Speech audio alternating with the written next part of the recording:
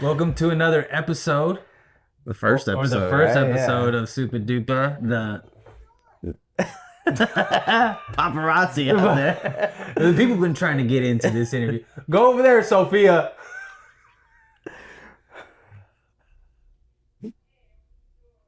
All right. So, hey, look. This is the first episode of Supadupa. Yeah. Right, we got some technical difficulties. Hey, no, we're good. We're good. My kids.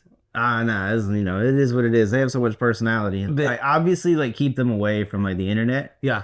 Keep them off screen. Yeah. But I think Disney and Nickelodeon is a lot safer now. So that's actually what we're here to talk about. If you want to get structured. Yeah. But always keep your eye on your children. Yeah, Never let them be alone with anybody 100%. else. I took a look at those videos, the Nickelodeon video, the one that came out. Yeah. I said keep them away. Yeah. But guys, this is the new. So my channel is changing.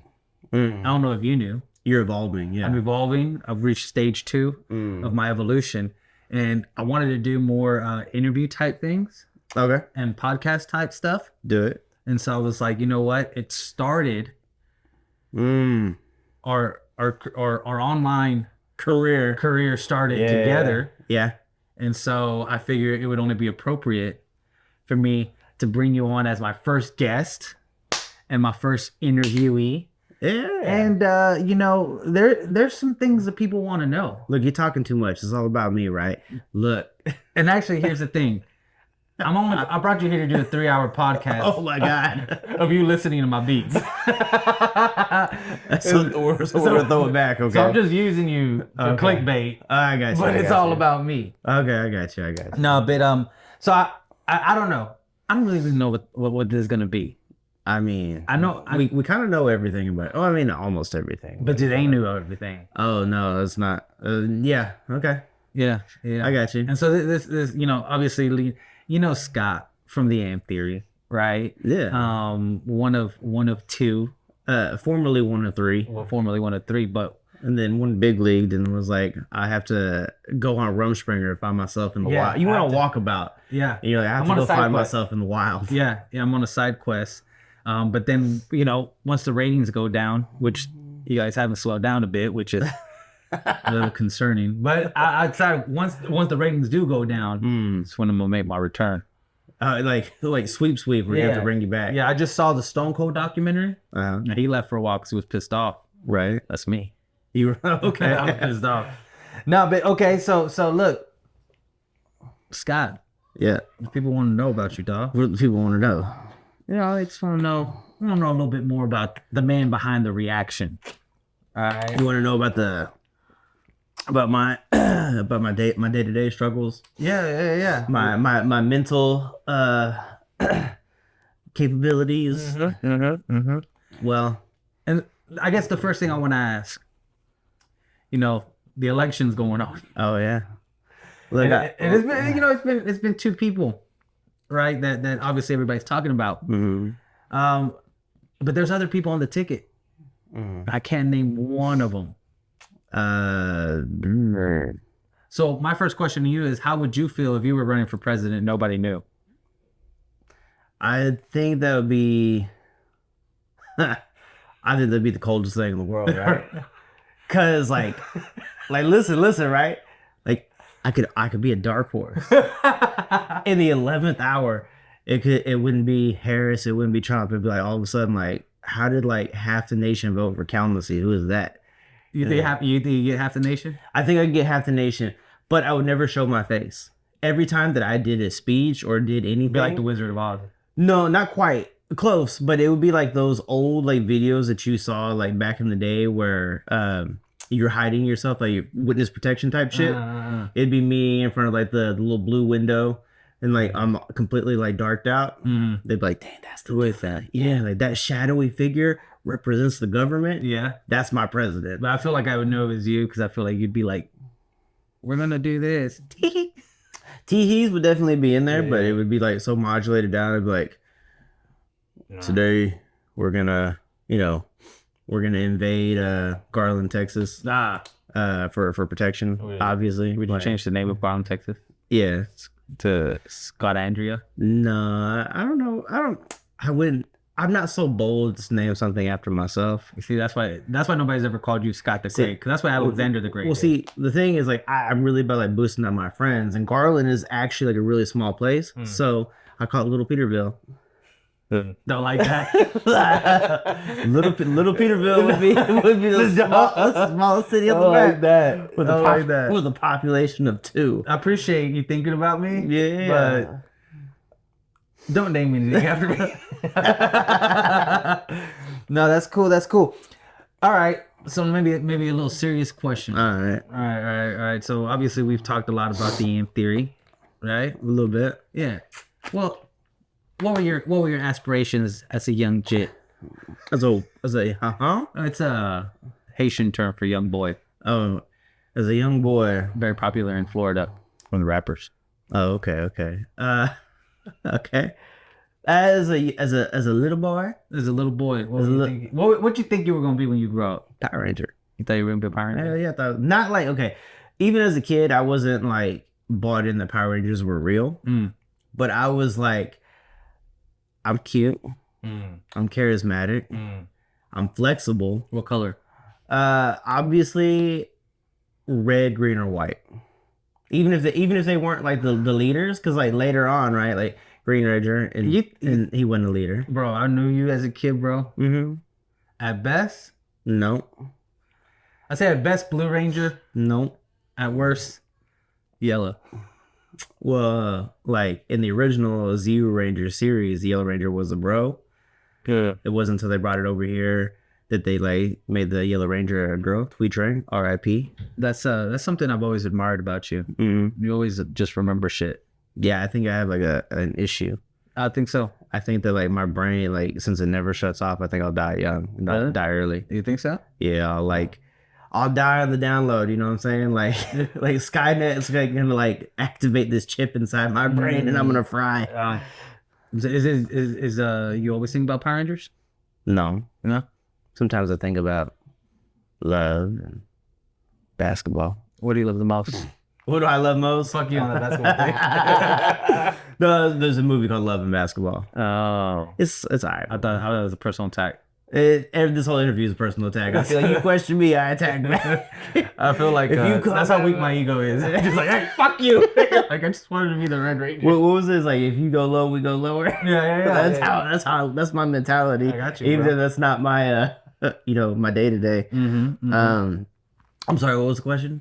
When you found out that you weren't gonna be a Power Ranger, what did you go through? Like, how was that? When I found out that like I couldn't be okay, so I found out like in middle school that I wasn't the best actor. Like even though I have a trophy from like acting like in middle school, I was like maybe I'm elite level, potentially Power Ranger actor status. But then I did Tom Sawyer in 7th grade.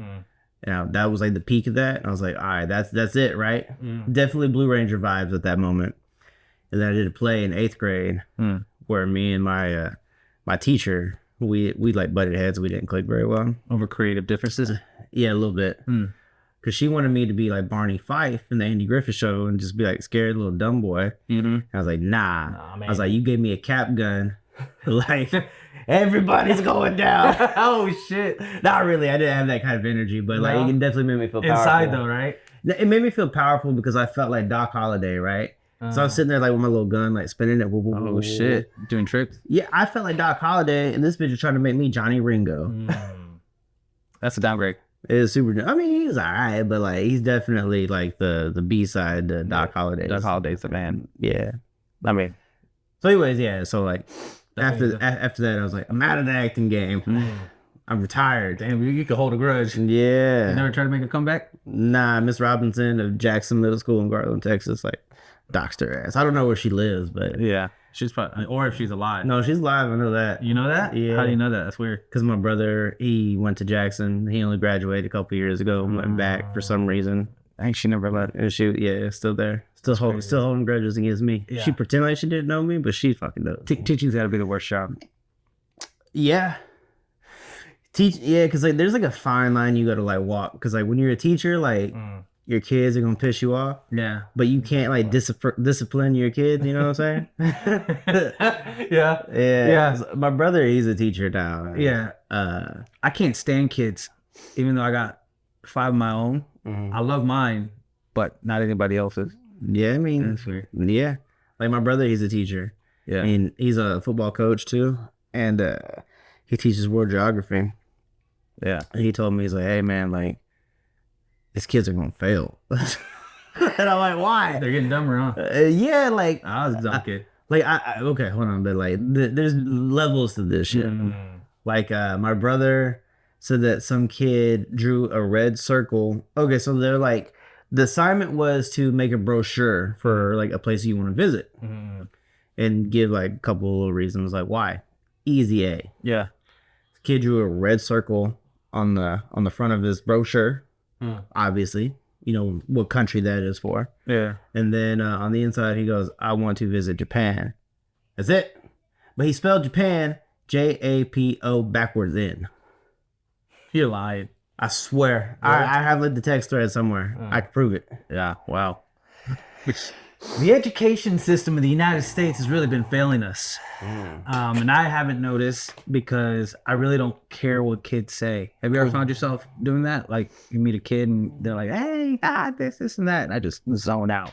Yeah, there's like little kids like, hey, I woke up today. And I'm like, yeah, Yeah. you did. Yep.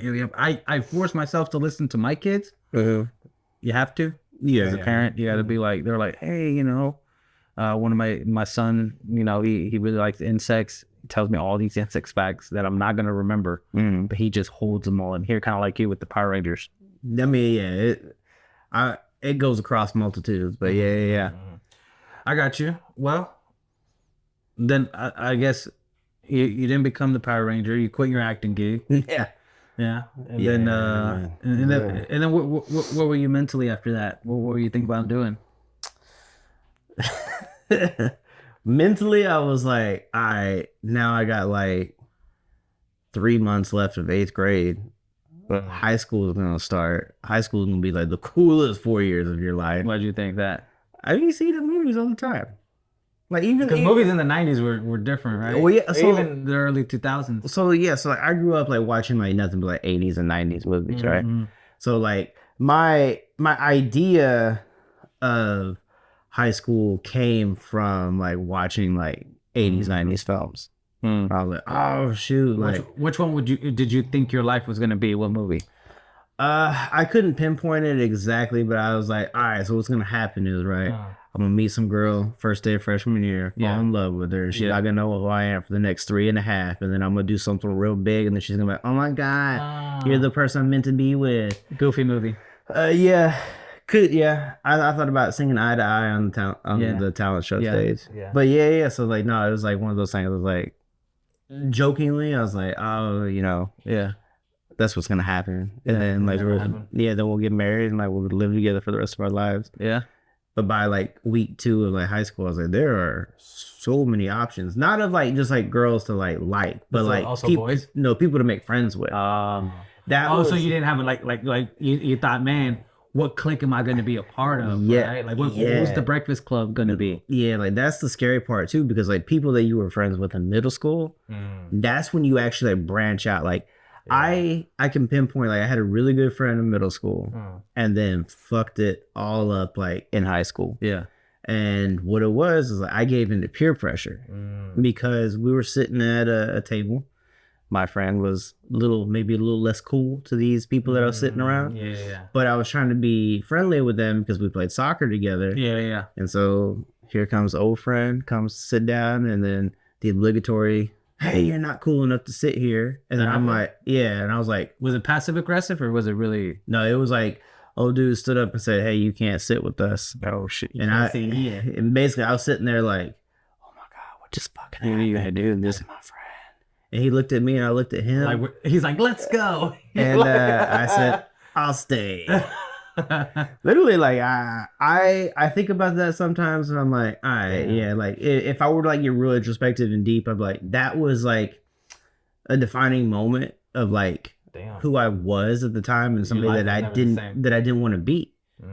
Oh, you know what I'm saying? You were evolving. So even though like that situation happened, I was like, I don't want to be that dickhead, right? Yeah. I tried to make amends. Obviously, my friend was hurt. We're no longer friends. But nobody saw you, right? When you made amends, you were like, He saw me. no. What I'm saying is like you were like, hey guys, I gotta go to the bathroom. You left the cool kids on the side, and you're Nah, like, hey, I'm sorry. I started looking at my bottom bitches and all that. We're still good. Yeah, we're still good. I'll talk to you later. Just don't talk to me in the hall. It's like in private. In private.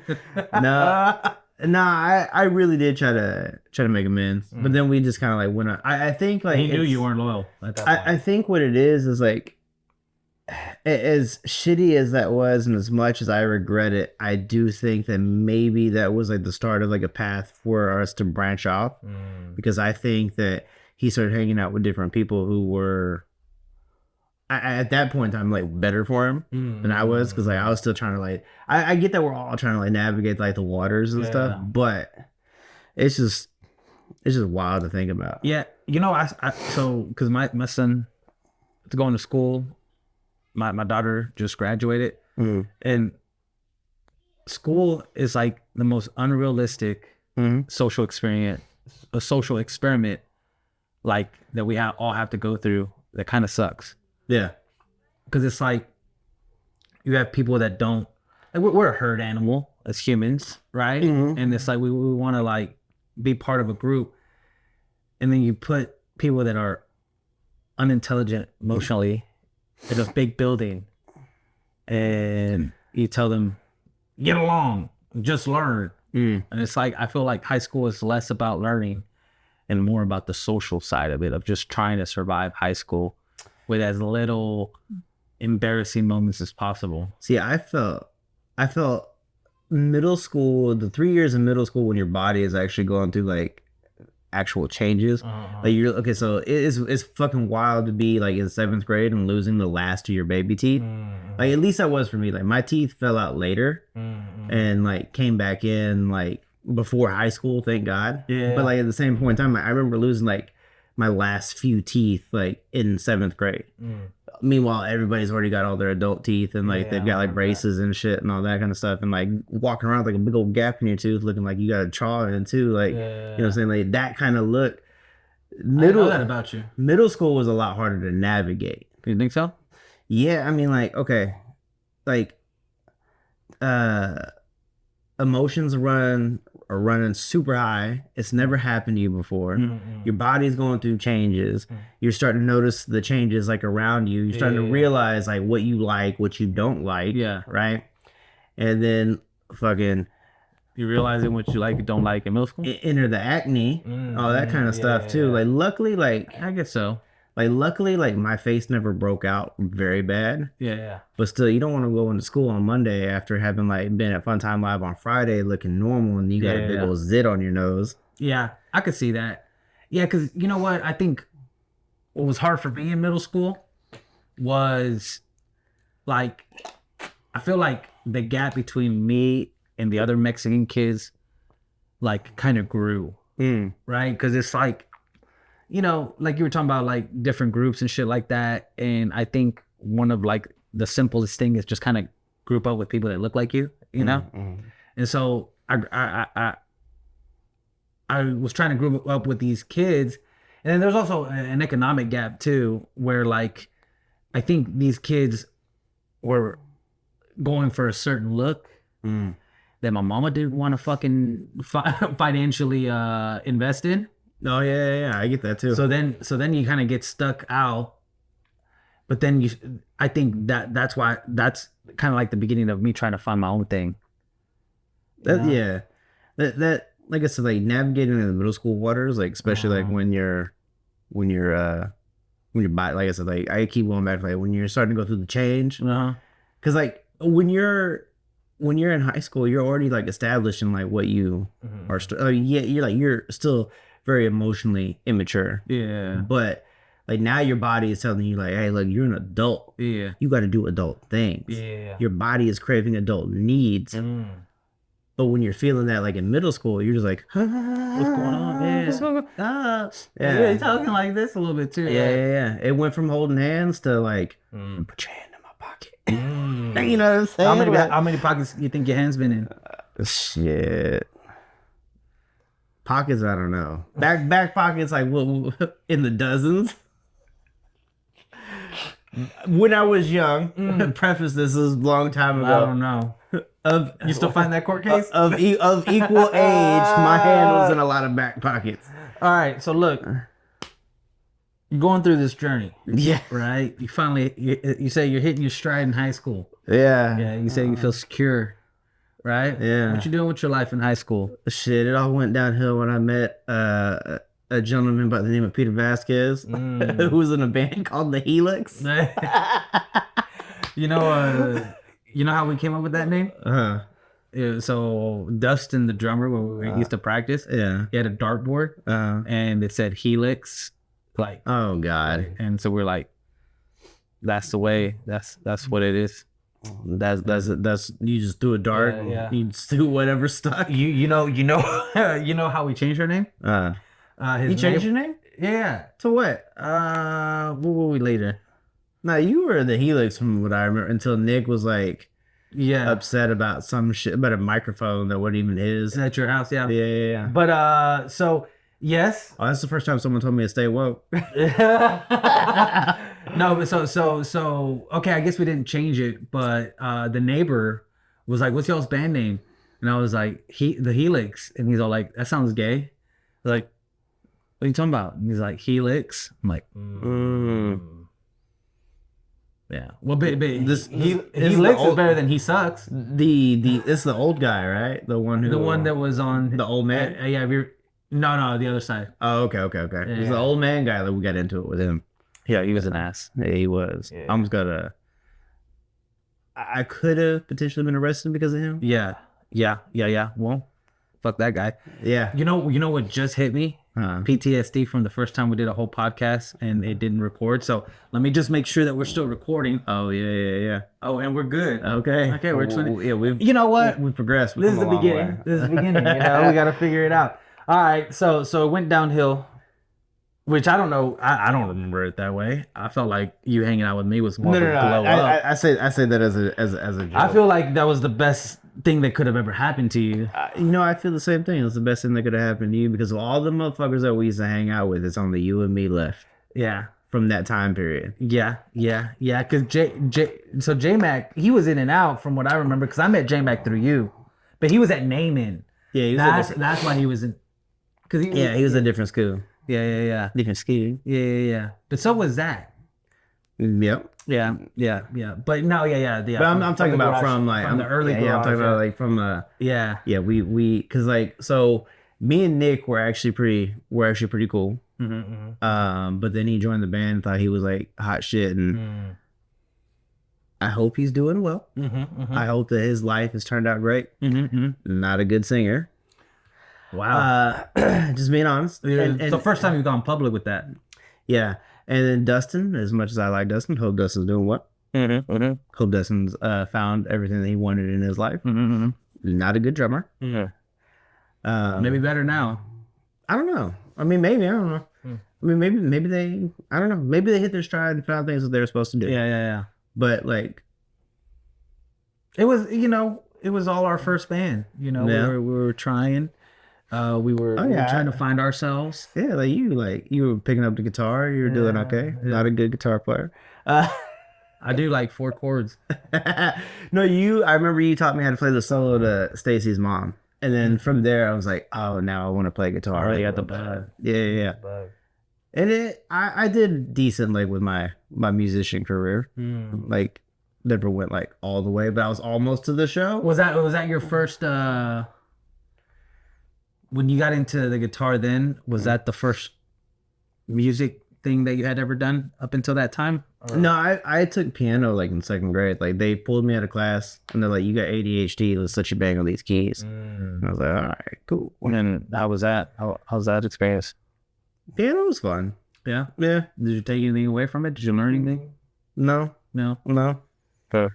Like before I played the guitar, I thought piano would be like something that I would always play because I would like fiddle around like with Jerry it. Lewis. Yeah. But then after I got the guitar, I was like, oh, this is more like me. Yeah, because you can't really headbang.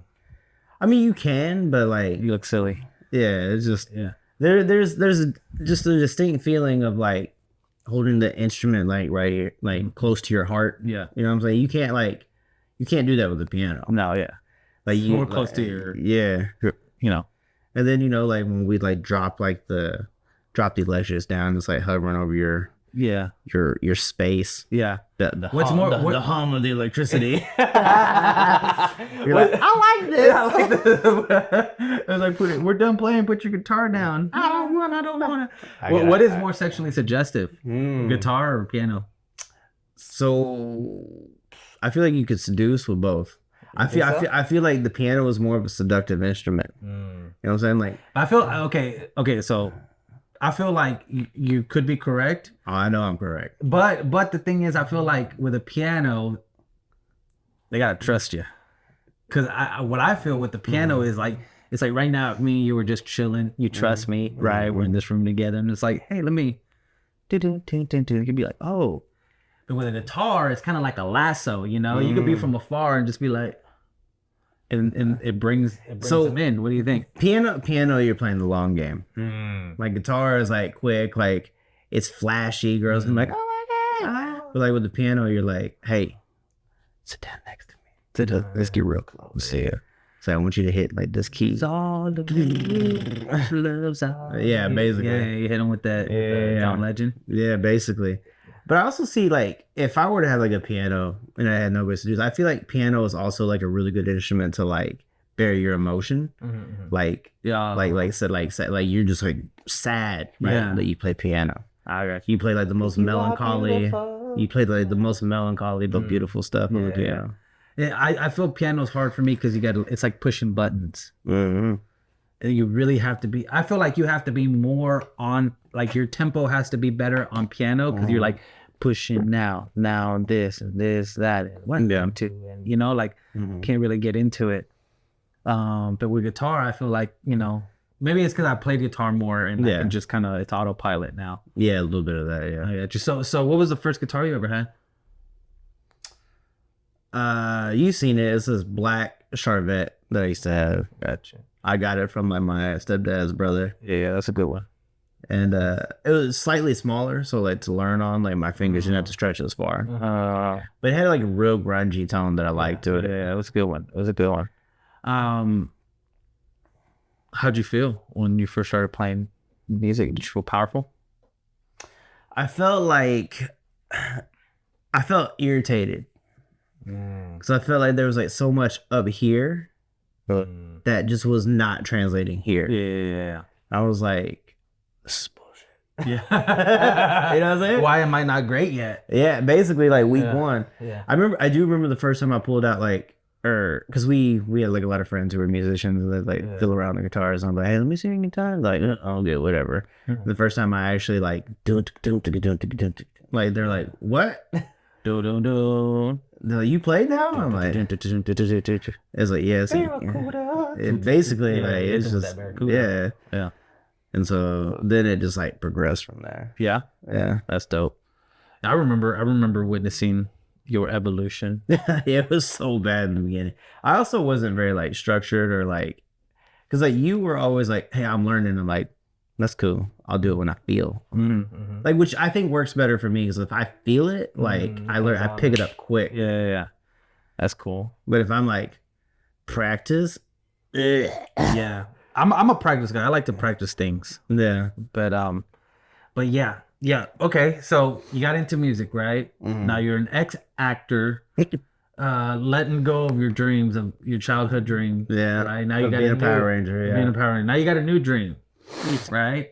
How in your mind, how far did you think you were gonna go in music? Like what did you think? Like you're like, oh, this is the goal, or did you even have a goal? Were you playing it by ear? Like what is how did you think about that? I just played it fast and loose, right? Like I figured like Patrick Swayze type shit. Yeah, like I was like, you know what? Nobody in my immediate circle that I could jam with is really that good, and I'm not that good. Yeah, I was like, so maybe like we'll just like, come up with a couple cool things and hang out. Like I always thought it was more like a social thing until I actually got into like legit band, and I was like, how did that feel? I was like, I gotta pay to be here. Like y'all want? What? I was like, y'all want band dues? What? But it was like to pay for like studio time. It was to pay for Y'all were already like that was your first band was already there. So I had joined an established band because like they were a little softer, right? And they were like soft as people, like no, like softer rock, soft rock. You know what I'm saying? Like they were kind of like they were trying to tiptoe into like heavier waters. And luckily I knew two of the guys that were in the band because I used to jam with them like a lot. Yeah. And then they were like, hey, we want to become like heavier music, we need to get this guy. So then I met the other two guys of the band and we hit it off. And then from there, it was just like, I've never been like great at like structuring an entire song, but two things that I really am good at are creating like real catchy licks, hooks, and breakdowns. And for that, like that's what they wanted. Yeah. So you're like a specialist. Yeah, basically. So I was like, hey, like I came up with this like real dope part, and they're like, what the fuck? I'm like, yeah, and it's gonna go here and here. Put it somewhere. Yeah, it's like and then break down, and then you just tell me where to shine. Yeah. It's like basically the other guitar player. I'm like, hey, I got these parts. You fill in the gaps because we're doing this together, right? Yeah. So I was like, oh, okay. And it worked. Yeah. So you joined a more established band. Yeah. Because you had what they were looking for. Yeah, I had the stuff. You had the stuff. You had the special sauce. I had the sauce. Yeah. Okay. So that worked out for the most part. It went way further than I thought it would. I got you. So your first band, in a short period of time too. I got you. So, but they had a fan base as you came in. A little bit, yeah. A little bit, but then you took them to another level. Maybe they were already heading to that level, but you took them to like a genre that they were trying to go into. Would you say? Yes. Maybe saying taking them to another level was not a good thing, but you changed the status quo that was in. Yeah, we definitely like if they had continued to do what they were doing, they probably would have gotten bigger because it was like more mainstream. Yeah. I got you. But because they wanted to be more true to like the art, like as what they wanted to do, we just kind of like sidestepped. Yeah. And we were on the same progression. Yeah. But because of like the style of music that we were, it was if they had remained the same and we had played what they originally came up with, I could have elevated that a little bit. Because it was already really good. Yeah. Like even though it wasn't my style, it was really good. Yeah. But again, it was a little bit more mainstream, so they probably would have like had better opportunity. Yeah, better opportunity and grown faster. But because of what I brought to the table, what they were looking for, it was like a sidestep. And I would almost say like a step back to like rebuild. But then like the progression of like what we were doing like was like coming like real fast, and I don't think I was ready for that. So I was like, what do you mean by that? Like you weren't like what were you going like what emotionally I guess did you go through? Like it was like kind of like one of those things like was it like so when you join a band, right, or you create a band, you're like, all right, like so like what is like our goal? Play a show. Okay. Then you play a show and it's shitty more often than not. Yeah. And then you're like, okay, now what's the new goal? Play a good show. Yeah. Okay, now what's the new goal? Play a great show. Yeah. Right? So it's just like there's like levels like this progression. And then it's kind of like, okay, after you have so many like small victories under your belt, like what's the next step? Yeah. Like I said, day one, they're like, hey, like, where's your $10 this Friday? And I'm like, what? It's like that's the wow. It's like they'd already been putting in, which is crazy because now like I didn't know that was a thing. Band dues? Yeah, band dues. I didn't know that was a thing because in all the bands that I was at, we just forked up money when we needed it. And basically, you bring your own shit, and if something needs to happen, then you know you do. I mean, okay, figure it out. So I do think band dues is good. It makes sense. Now it makes sense because like literally like I was with them for a couple months before they're like, hey, like we're going to the studio, and I was like, okay, yeah. But by that time, like between like 5 different people putting in, you know, $10 a week, you know, over a couple months, like it builds. Yes, we had to pay a little bit out of pocket, but that hit wasn't as much because we had band dues. Yeah, that's gotta be, that's crazy though, because because I'm thinking about your journey, right? And you went from not being in a band to joining a band and then going into the studio, right? Oh, yeah. Like so which is different from my evolution because like, you know, you met Helix like we mentioned before, right? Which is like we were all at a certain skill level at that time, right? And as some people progress and don't progress, you know, like, you know, you progress at different levels. It really is the amount of time you put into it. I felt that when I left that band, it was because like I was then able to play with a higher tier skill level, right? Yeah. So then I joined this skill level and then that disintegrates. But hey, like you start building relationships. It's like, hey, I liked the level you were at. I like the level you were at. Let's join. Cause so I went from that to As December Promised. No, right? yeah. You remember that? Yeah, and then that broke up, right? And what I'm trying to get to, because again, I'm not, this interview is about you, but what I'm trying to get to is that like you start progressing, like in different levels. Yeah. And then usually once you get good enough with a group of people, then you're like, hey, we should probably record something. Yeah. But you kind of skipped a few steps. I skipped a lot. And you got hit with the reality of like, I'm about to put something down that's gonna sound a certain way. Yeah. Forever. How confident were you in your skill level, but then also being faced with the reality of like, I'm about to lay something down, you know? So I felt like my skill level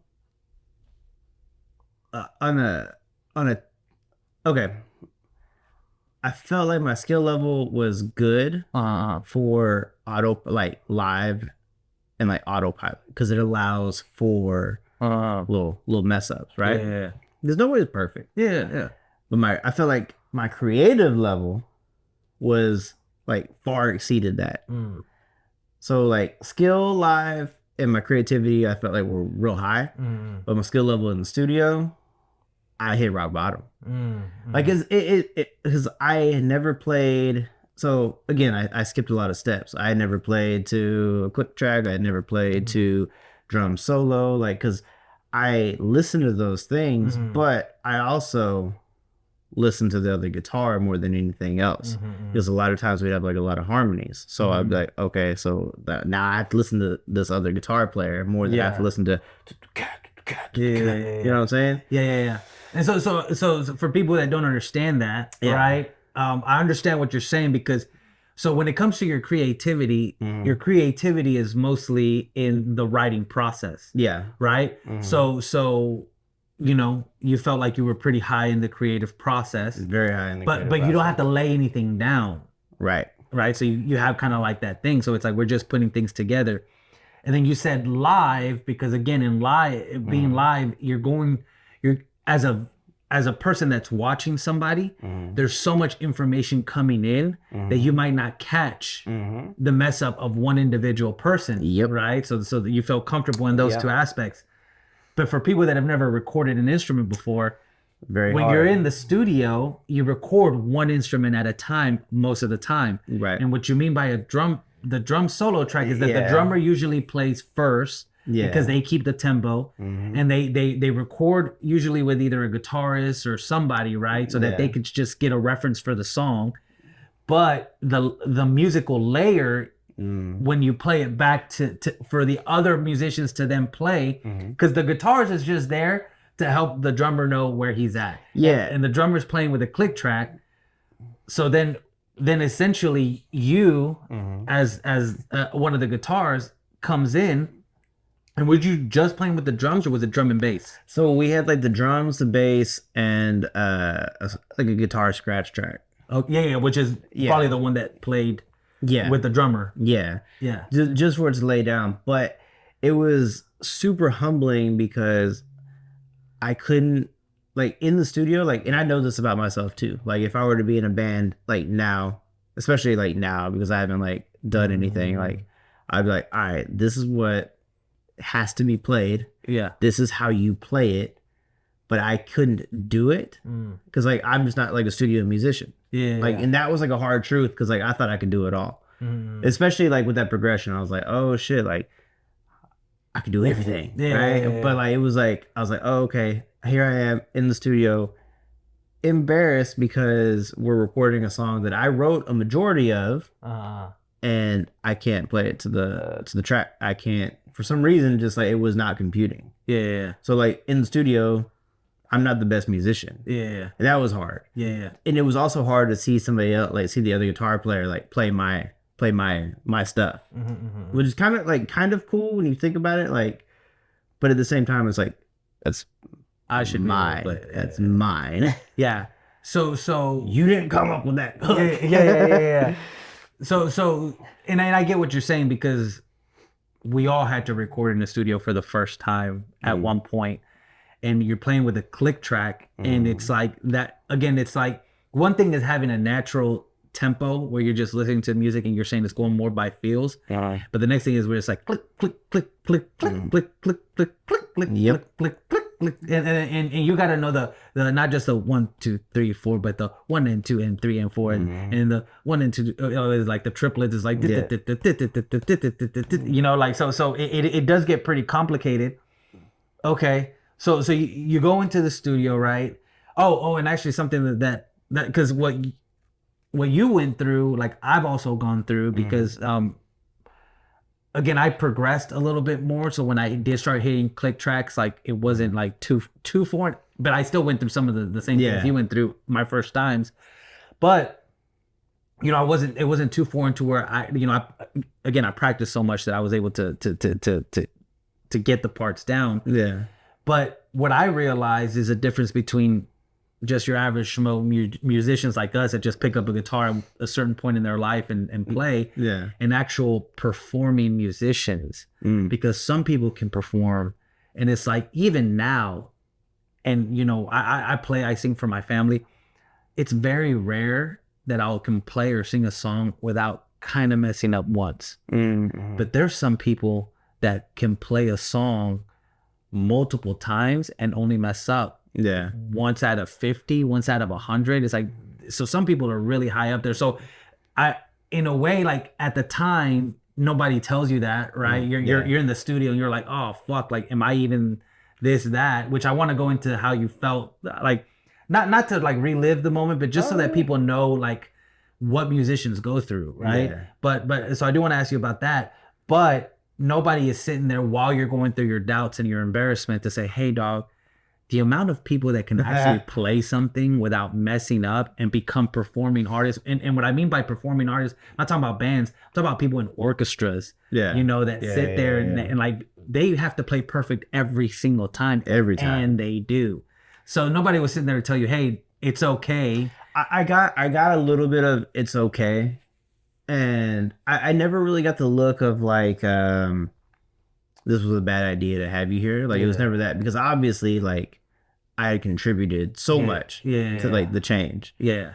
But it was just kind of like one of those things like where it was like, maybe this aspect isn't for you. And I was like, maybe you're right. You know what I'm saying? Yeah. So that first time it was hard. But then like the second time that I was in the studio, like to actually record, like, so we went to record a track the first time. Okay. And then the next time I was in the studio was record an album. How long was the time? Probably like 7-8 months. Okay. So it should give you enough time to learn from your. So it was a little bit better, but my stage performance like had become so much more. Yeah. Cause I mean, like stage performance, I was like, it was everything. Like playing shows was like my bread and butter. That's where I wanted to be. I enjoyed being in front of people. Like the largest crowd we had was like close to 700 people. We got to play with like Chiodos, and the Color Morale, and like a couple bands like that. And I was like, this is fucking it. Yeah. And at the time, the producer who was gonna do our album was also in a really big established band, Memphis Mayfire. So that's why I was, so like everything like just came at me like real fast. And I never really feel like I earned it, because like how like you practiced all the time, right? Like I started to get really good because we would do practices on Fridays and Sundays, and I'd practice on my own on Saturdays. Yeah. So like, where I went was like no practice, and I was just like creating shit. Like I went to like at least like a portion of my week was dedicated to craft. Yeah. And it just got to be like our songs, like we knew everything about the songs. Again, that's live though, and in practice, you're trying out new things. If it doesn't work, you're like, oh, okay, I'll go back to what I know. Yeah. But yeah, the live performances went up heavily, and then this being in the studio, I was like, hey, let me give it a shot. Still didn't work out. Still, not enough time had passed, I guess, for me to be really comfortable. Yeah. But I was like, this is everything that I've got for you to lay down on this track. So this is what you need to play. I got you. So it was like, because now we're not just doing one track, we're doing the whole album. So how many songs? There were 8 actual songs and like 2 interludes. So Or something. Yeah, and it had all come within like that like 7-month gap, pretty much, from when you joined the band. Yeah. So when you joined the band, you went straight into recording a track. Pretty much. Oh shit. We pretty much like we wrote our first track together and then we recorded it. And then by the time that we went back, that first track we had made 10 times better because now we had found like an established like sound. Yeah. And kind of knew what to do. Yeah. So that was cool. So how long? Because this is still your first band. Mm-hmm. How long was the whole life of the band? It probably like almost 2 years. 2 years. Almost 2 years. Yeah. Hey, if you've ever been in a band, that's a long time. Yeah, that's a long time. I mean, we just kept gaining traction, and then So what did you think? Where did you think? Okay, so like you're building traction. Where did your mind venture to, like, of the possibility that could possibly be with the band? Being like an opener on like a big tour. That's what you thought was gonna be. That was like the peak of it. Yeah, I was like, that was the peak of it. Yeah. But what did you think was gonna be the peak of it? Like, where did you think in your imagination this was gonna go? I'm very realistic with setting my expectations. Mm-hmm. Like if it's something that I really, really, really, really, really want, like I have to like be grounded and understand that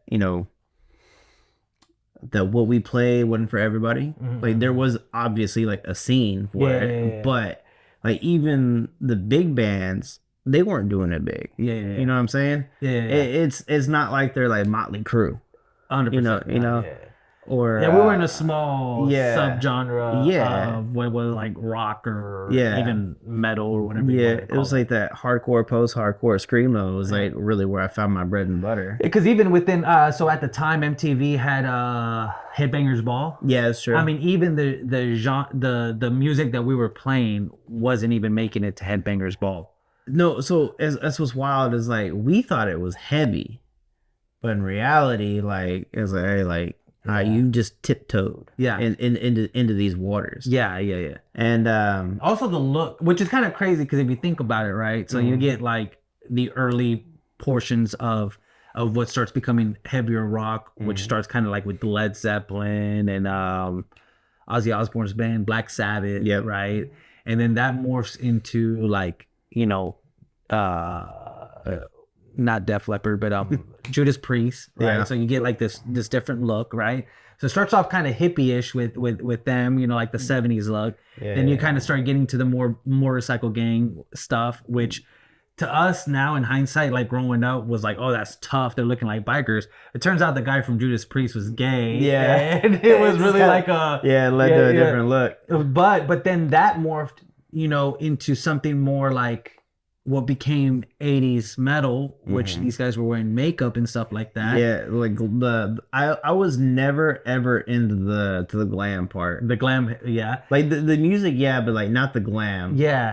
But then glam turned into what became like Metallica, Guns N' Roses, which then became a little bit more rougher, right? And then you start getting more of the headbangers. But then in our genre, right, it started kind of progressing because I think it eventually did go back to kind of glamish look, Definitely like when the music videos started to like come back around Correct. for Yeah, this genre yeah, because you had everybody with long fucking straightened hair with the and fucking side with the thing. swoop. Yeah, but where we were at was in this fine line of like, okay, yeah, you had the skinny jeans and stuff because it was mostly like, and at the Yeah. time, skinny jeans was mostly a skater thing. Yeah. But we had a lot of skater friends, right? And we were at that point where it's like, okay, yeah, our hair is long. Yeah, we got piercings. Yeah, our pants are tight. But Yeah. we're not, going to this side where later on it became, and you get the scene kids and all that stuff. Because most of that scene look was the girls. Yeah. But then eventually some of the guys started picking up steam in there too. Yeah, we were seen without the makeup. Like without the makeup and the painted nails. Like basically it was skinny jeans, skater shoes, tight band t-shirt, right? Yeah. And maybe if you could get away with it, like you have a little bit of dye in your hair. Yeah. Because I remember I had like the underside of my bangs dyed blonde and like the back part of like my hair that was coming down here like dyed blonde. So like it was just like it was like weird random places like dye your hair, but it kind of like just fit. Yeah. And then we had our lips pierced and things like that. Yep. So, all right, your band's doing big things, right? Why no more? What ended up happening? Corporate America, man. Corporate fucking America. No, it like literally like it became like what I had hoped that it would never become, and it felt like work. Like practice, creating, like things like that, like were areas I like to stay in. But when and I was always down to play a show. Like it didn't matter where, I just wanted to perform. So when it was like, no, we're not gonna play there. Well, why not? Well, then we're above that. I'm like, no, we're not. Or we're not gonna do this. Why not? Because we're above that. You got to think big now. And I'm like, I just want to play. Like literally, like and I'm guilty of this too because like when you were in the amp theory, like you handled the finances, right? Like I didn't want any part of that. I was like, make sure that you don't screw me. Give me what's mine. Yeah. And I'll be there. And I'll be at the best that I could possibly be. Yeah. Because I don't want that stress. And like I don't know what the kind of stress is that like the rest of the like guys were under, but like it just became like this saying of like, we need to do this so we can make money. We need to do this so we can make money. And I'm like, I just want to play. Yeah. Like that was like the mindset that I like was just in. So how did that feel though? Like, okay, because you wanted to just perform, right? Because that sounds to me like that's just kind of like where you were the happiest, where you kind of saw yourself, right? But when somebody's telling you that you're involved in something that you kind of have to think bigger, like how did that make you feel? Small. Like my opinion was always valued, right? Yeah. Except for the main thing that I wanted to do, which was to just play. Yeah. Like I mean, I had ideas, and we workshop them, and sometimes they'd work, and sometimes they didn't. Like it is what it is. Yeah. But basically, when it became no fun to play, I wanted out. And then kind of like the same vein, like the other guitar player, he'd filled in for another band, found success because like that was a little bit more of like a mainstream band. And he was getting attentions that like he wasn't getting from our crowd, which was like people our age, a little bit rougher, mosh pit style. And this was a different crowd of folks who were like, oh my God, he's so cute, like that kind of shit. So he went with that, and I was like, this is my chance. So he went to go play with another band because it was more mainstream, and I was like, now I'm out. And I remember that was the end of the band. Yeah, like as soon as I found my out, I was like, I'm gone. Yeah. And I told everybody. I called everybody individually and was like, hey, like, I'm done. And everybody was like, what? Why? I was like, all I want to do is play. We're not playing. There's a guitar players in another band. I'm gone. Yeah. I was like, but we can still be friends. Yeah. I'm still friends with all of them. Yeah. But it was just like one of those things, like I had to tell them, I was like, it's just not fun anymore. Yeah.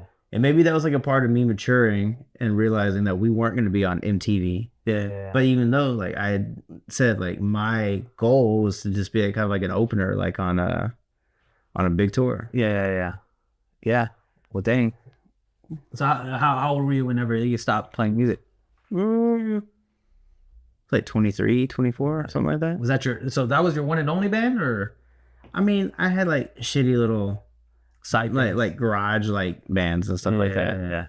But yeah. Dang. That was like, yeah, like I did it. I tried it. I found some successes. Yeah. And I can say that like over like a vast majority, like even though like I can say this for you too. You know, like we've found moderate successes in things that 90% of the population would never try. Yeah. Like granted, it hasn't always worked out. Yeah. But like the attempt was there. Yeah. Putting on like performing, like nobody performs. Like I think as a society, like everybody is just like so like I just want to be in the crowd. Like, you know what it was? Fucking DJ. I mean a little bit of that too. Yeah. But like I think a majority of like everybody just wanting to fit in, like be like that, you know, like not stand out too much. Yeah. Like maybe dreaming of like, oh, I wish I was on stage, even if it's like a crappy band, right? Yeah. Even if it's like your first band and it's like real crappy, like there's somebody in the crowd, like with the Helix, yo, we're trash. But like there were moments of like y'all being trash where I felt like you shined. And I'm not, and I shouldn't say that y'all were trash, but you're young, you're figuring everything out. Yeah. You know what I'm saying? And like you've always been like a really like good musician. So like you weren't trash. Who you surrounded yourself with? Yeah. Garbage. But I've also been garbage. So like so I'm not trying to put myself on a pedestal. Like it takes garbage to know garbage. And I was garbage. Yeah. You know what I'm saying? Well, I mean, it's again, we're all like on this journey, you know, of like trying to just get better at what you're doing, and sometimes you're on different. But to my point though, like even though the Helix wasn't what A Hero's Legacy turned out to be, right? Like I thought you were fantastic in A Hero's Legacy. That was a good time. Like and then Vice the Monster too. I was like, oh my god, like Peter's about to make it fucking big. Like for real. Like I always looked at you and Justin. I always looked at y'all like that. But like like even when you were in the Helix, I was like, there's like something there. Like it made me think like I don't want to be in this band. But I want to be in a band. Yeah, for sure. Yeah, man, that's crazy. I mean, just kind of thinking about like what goes on in people's minds, because I never saw myself like that. I always thought, damn, you know, I gotta get better. Yeah. Until, you know, life happens. I mean, there's been times where I'm like, I want to stand out, but at the same time, like, I think we go through what everybody else goes through when they're like, I want to stand out, but how? And then they just stop there. Yeah. You know, like, again, we, you know, we're musicians. I even, you know, thought like my art would get me out there because I designed for like a up and coming t-shirt company. Like that shit never took off. Like it is what it is. But I wanted people to wear my designs. Oh, can I go through my Brandon Shop Joe Rogan moment here? With Okay. Yeah. You know, whenever Joe Rogan called him out. Yeah. One of my biggest frustrations with being your friend, and a lot of people don't know this, is that you are actually a very talented artist. Yeah. Not just with like just your illustrations, drawing.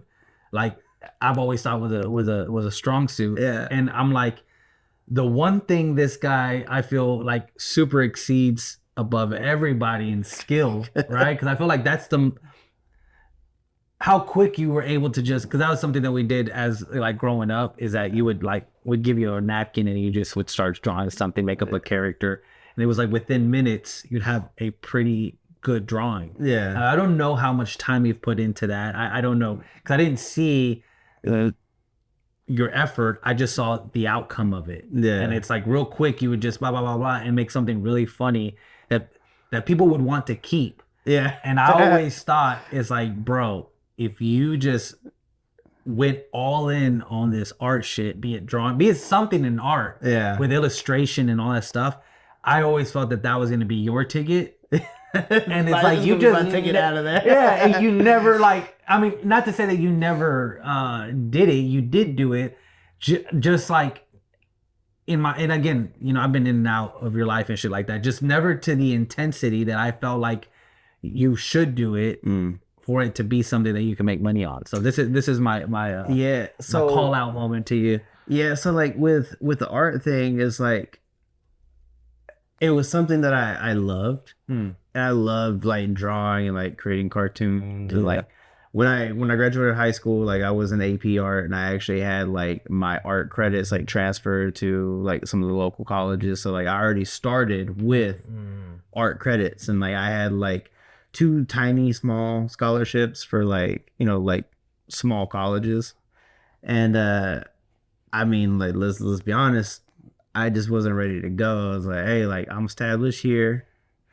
Like I know what's going on here. Like I was a little too afraid to like just like strike out on my own. You didn't want to spread your wings and fly, baby bird. Yeah, I felt like I was, in all honesty, like not just fear. Like I felt like I was too immature. I was like, if I go somewhere, I'm gonna screw up. Yeah.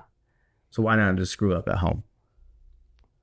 You see how this is save a lot of money because I know I'm about to fuck off. Yeah. I mean, especially like if I went to school to like pursue art, like I'm fucking off in everything except for my art classes. Yeah. But having said that, like my AP art teacher, like in high school, was like he dulled my shine. He like diminished my creativity because he was always giving me his input, what I should do for my piece, for this, and I was like, dog, you need to paint this shit yourself. Yeah. But he was also like really hard on me, and I didn't appreciate that either. Yeah. And like, and I was like, this is supposed to be an outlet. This is supposed to be fun. And all I got for like a year and a half of like drawing and painting and all that kind of stuff was just like aggravation. Yeah. So then I started to like draw way less. And then people were like, hey, draw me a picture. I'm like, no, I ain't doing shit. But I got back into it when I met some people that were friends with groups of the band that I was in, and they were like, hey, like we want to do t-shirts, like affliction style stuff. I was like, I can draw. Like the creativity just came back. And like I came up with some real cool shit, and then it never got used. And there were health issues with the 2 guys that were wanting to do with it, so it just was like, all right, well, I drew for somebody who said they were going to do a t-shirt thing, and I put out some really cool designs and like gave it to them, and nothing ever came of it. It is what it is. Yeah.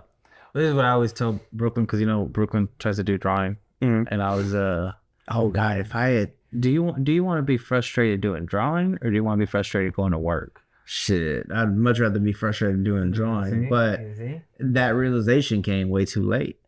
And like now how complicated complicated? Well, now how complicated like programs are and stuff like that. Ain't complicated. Shit, to me they're complicated. I don't know. But like motherfucker grows up in YouTube. Like we have YouTube, dog. They teach you everything on there. I could have been Meat Canyon. You know what I'm saying? Like now Hunter, he's got like a great personality. Like he is like yours. He's hilarious. But like that darkness that he brings to like not only his animation but to like the characters and the voices and stuff, like unmatched. Like like drawing wise, I could probably do something like that, but it would never be on that level. Just because that's his own like stamp on the world. Like it's like even though I could draw, nah, you dream too small. You dream too small. All right, so you're out of the band. What happens now? Go to corporate America. Like real life happened. Yeah, it was like I felt more focused on my own personal, and that was something that I really needed. So like instead of having to be in a group where I have to worry about like 4 or 5 other people, like counting on them, are they going to show up? They can do this. They're going to help with that.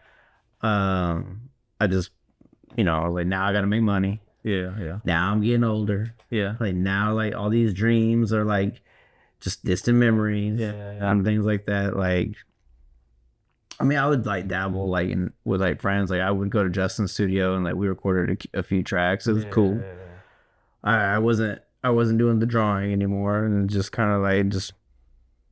I feel like when my creativity was stifled in two directions, that's really more when my mouth got wild. Like, cause like my body's slowing down. I'm not on stage doing the Running Man. I'm not like throwing guitars around. I'm not worrying about other people. Yeah. I'm not sitting there like getting cramps in my hands because I'm like drawing and like getting stressed out about lines and stuff. Yeah. So now like I feel like my creativity was like, I'm gonna talk that shit. Oh, you start talking shit. So like literally like my body slowed down, but my brain sped up. Uh-huh. And my mouth, like the brain to like mouth piece is just like there's not a lot of filter there. Yeah. Which after a lot of time, like I've surrounded myself with like sharp people. Mm-hmm. So conversation, you know, is always really, really good. And then you know, you've always been a cunning linguist as well. Yeah, I'll be talking that shit too. Yeah, I mean, like you're like the only friend that I can like talk to and like actually talk shit to, and then we just giggle about it. Yeah. Like, Yeah, I think some people, they get too much in their feelings. yeah, other people are like, why would you say that? Why Like, would you say because that? because it's it's funny. funny. Like it had to be said. Yeah. If I mean, it wasn't me that was gonna say, it was gonna be somebody else. Yeah, that's what I think. Sometimes, you know, my wife doesn't understand that I may say things I don't mean. Yeah. And she's like, why did you say that? It's like, because it was funny. Like, it's just like you see it, you see the opportunity, and then you just like, well, do I want this opportunity to be squandered and never really live up to its max potential? Or do I say something that could get me in trouble, but you know, worth it. Pros and cons. Worth it, yeah. Yeah. So like when we were first doing reactions, but we were still doing the podcast as well, right? Like when we would have like conversations, like we'd workshop like a joke. Yeah. Like literally like we would call each other and we'd like workshop like a joke, and it would be like the most innocent conversation sometimes, and it would just take like a real dark turn somewhere. Like the best one was when we were talking about discipline and talking about like just I eventually pulled this on Jonathan, but basically said that I would my family would bypass spankings and go straight to put a pinky in my ass to discipline me. Yeah. Like totally not true. It's not true. And it's funny because we actually had an episode of the Amp Theory. So I wanted this first episode to really like be like interview form, right? Because I do eventually want to have people on here that I am going to ask questions to and stuff like that. But I'm also going to have you, as long as you decide to continue coming. And I mean, it's going to be a little bit more structured. We're going to talk a little bit more shit and stuff like that, right? But, you know, there are times where it's like, in just us talking, we lie, like we make shit up. And we say things just to see like how far the next person could take it. Yeah. But it's funny because we were doing the Ant Theory one time, and I had tried to do that with Jonathan, thinking that he was going to just take the joke further. Yeah. Because like at the end of the day, I think like when it comes to me and you, no matter where we are, even if it's just me or you, the funniness of something will always take priority over who's around or what even people think. Like sometimes I think it's even funny when we say something and we don't clarify if other people are in the room. No, yeah. And we know it's a lie. Like we know it's just funny. We just said it because it's funny, right? And we won't. Sometimes we won't go out of our ways to clarify with people. Hey, this was just a joke. Yeah, you know. Well, when you add a camera and you don't know who's watching, I definitely understand Jonathan in this, but what was funny is that in there, I was kind of making something up where I was saying, like kind of accusing or saying that J-Mac had been hard into drugs and that he went to rehab. Yeah. And not true. Yeah. Very, very much not true. Very much not true. But J-Mac is very conscious of what goes on the internet. So with him, I think his mind was just something different. And so the people that are friends of the M theory would never see that video again. Yeah. It got like, you know, he deleted it. But it was funny because we were doing our thing Yeah. with one other person. And, you know, again, it was just like an off thing. It wasn't like, hey, let's talk about this. It was just something that Yeah. we were just saying to say, or that I was saying just to say. And Jonathan completely shut that down. But I illustrate that to kind of just talk about the way that we are in our conversations.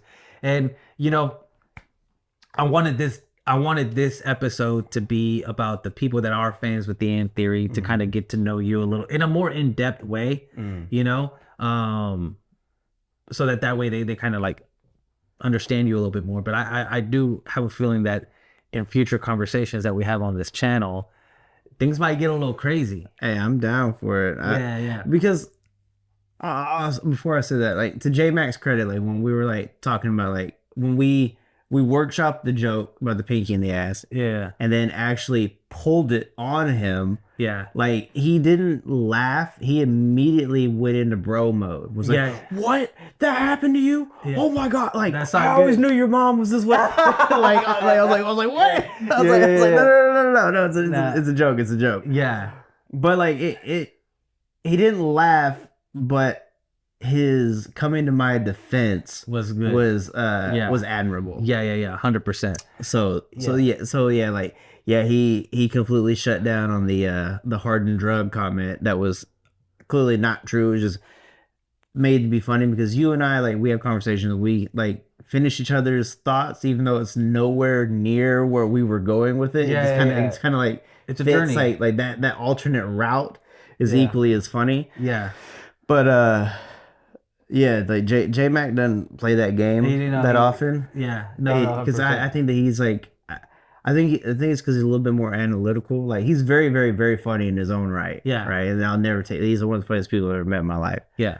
But he don't like to go down that journey with you. Yeah. I think that he's very much of like, set it up, punchline, we giggle, we move on. Yeah. Well, I feel like J Mac's comedy has always been more of a physical comedy. He's very like physically comical. Yeah. Like like, you know, he does things that you wouldn't think a man that looks like him would do. He's very athletic. Yeah. Like, unassumingly athletic. Yeah. And that's where I've always appreciated, like, because J Mac is a performer. Like, talking about performing, he's a performer. Yeah. And he's always made us laugh that way. But versus me and you, I think we're more of a, like, we just like to talk that shit, and it gets there. Very much different styles, but yeah. Which if you want to see that, you know, really early Ant Theory, was that. So you left the band, right? You adult for a while. Is the next thing that would say performance, artistic, maybe even life changing? Because that's something that I would describe the Ant Theory. It did definitely change my life. Yeah. But is that the next thing kind of like that you were involved in? Yeah, that was like the next progression of something that I never thought would happen. Yeah. And then just immediately jumped right into it. Yeah. And that was like, because having a conversation with you. Yeah. Again, this is like peak COVID. Yeah. Everybody's on lockdown. Everybody's unhappy. And you're like, hey, you know, it'd be really dope. And I'm like, if there were no lockdowns, and you're like, nah, I mean that too, but we started in 21, right? Yeah, it was 21. So let me double check. All right, so we're back. Yeah. All right. So I hit you up about starting a. Oh yeah, starting a podcast. I think it's upside down. Is this? Not no more. There you go. So I hit you about starting a podcast. Yeah. What'd you think? Because I think at first I hit you because I was gonna start it, but then towards the end of the conversation, I invited you to be a part of it. Yeah. So I think how I remember it was we hadn't talked for a little bit, like, because, you know, since you're a family man and I'm not, like, I kind of like give you your space and let you come back around whenever you have the chance, right? Yeah. And you were like, hey, I've really been thinking about doing this. And I was like, that was really cool. And then in the middle of the conversation, like, it almost felt like we were just like workshopping, like what you would do. Yeah. And then you were like, do you want to do it with me? And I was like, okay. And you're like, dope. Be at my house on Sunday at this time, so get a mic and I'll see you then. It would like happen like that, like, which is normally like how we do things anyways. Like if the ideas in our head, like, hey, like, well, that's what I like. I feel like I try to be a man of action. yeah, I feel a lot of people talk about what they want to do, but I like I think with anybody else would have been like, all right, we'll talk about it, and then like never do it. Like I have a couple friends who, because of the small successes that like the AMP theory has had, like they want to do their own thing, and they're out like constantly asking me like, hey, like, should we do it? I'm like, just do it. Yeah. Like in the beginning, the AMP theory was way different, right? Well, we had we're reading books. We didn't even have mic stands or nothing. Yeah, we're reading books, like getting smart, getting fit, getting healthy, being full like fitness gurus, and like, cause it was just very different in the beginning. And I remember telling like everybody who wants to like start the channel, I'm like, hey, look, the hardest part is just getting started. Once you get started, everything starts to like come together. Everything starts to like, you know, become easier. Like it's just, it is what it is. But yeah, those early days of the AMP theory, like, I think back at them. And I'm like, I really did enjoy getting smarter. But then when we turned it into just like talking how we're doing now, I enjoyed that. That was fun. And then Jonathan introduced us to the reaction game, and that's just kind of like really like where we've you know, found our bread and butter. But I want to go back to, okay, so I tell you, hey, be here at this time, find a mic. What was going through your mind? What did you think? I was like, this will be fun. Like even if we only did it like once or twice. Did you feel any pressure or anything like that? No. Okay. So then we fucked that up. No, like it was like just one of I shouldn't have let you record it. That was the problem. Like this was, I should have been on my phone. It should have been. But so I don't know if people know, but we recorded the first episode. If you look at the AMP Theory's first video ever, it's just the logo. I don't even know if Jonathan still has it on there, but it's just the logo. I think that stuff is still on there. I think it has to be. And correct. We were fitness gurus at the time. Faux self-help. Fitness guru. Definitely. I think the self-help fitness guru part came at like it came at the right time because of COVID. Like literally, like nobody could do anything, so it's kind of like, hey, we're gonna read books. Like the internet is right there, obviously, but we're gonna read books. Like. And that was fun because like at the time the only people that watched us were like our friends and stuff like that. But there were a couple people who were like, hey, like this is interesting, this is like really helpful. And we're like, what? Oh my god. But then when we started talking shit, like that's when it got like funny. To me it got real fun at that point. It got real fun at that point. Like we could have progressed at that level, and like we wouldn't have the success that we have right now. But like it was just something like we're talking about like playing a game of Saw, right? Where we eat ponchos and then go do like an escape room. Like people like to this day comment on the ponchos video. And I'm like, what's going on? And that video had legs I didn't think it was gonna have. 100%. And I think that's just how it works with the algorithm. So like, I mean, you just do something and some people will catch it. So okay, before we get to BTS, we're kind of commentating on certain things, right? Right. Again, most I would say 95% of the people were friends that were watching us. I'm sure. I'm 100% sure. What was your mind going like? Because again, we added Jonathan to it, right? And he just kind of wanted to be in the back, but we kind of involved him. I told you not to talk to him in the back because people couldn't hear him. But you didn't listen to me.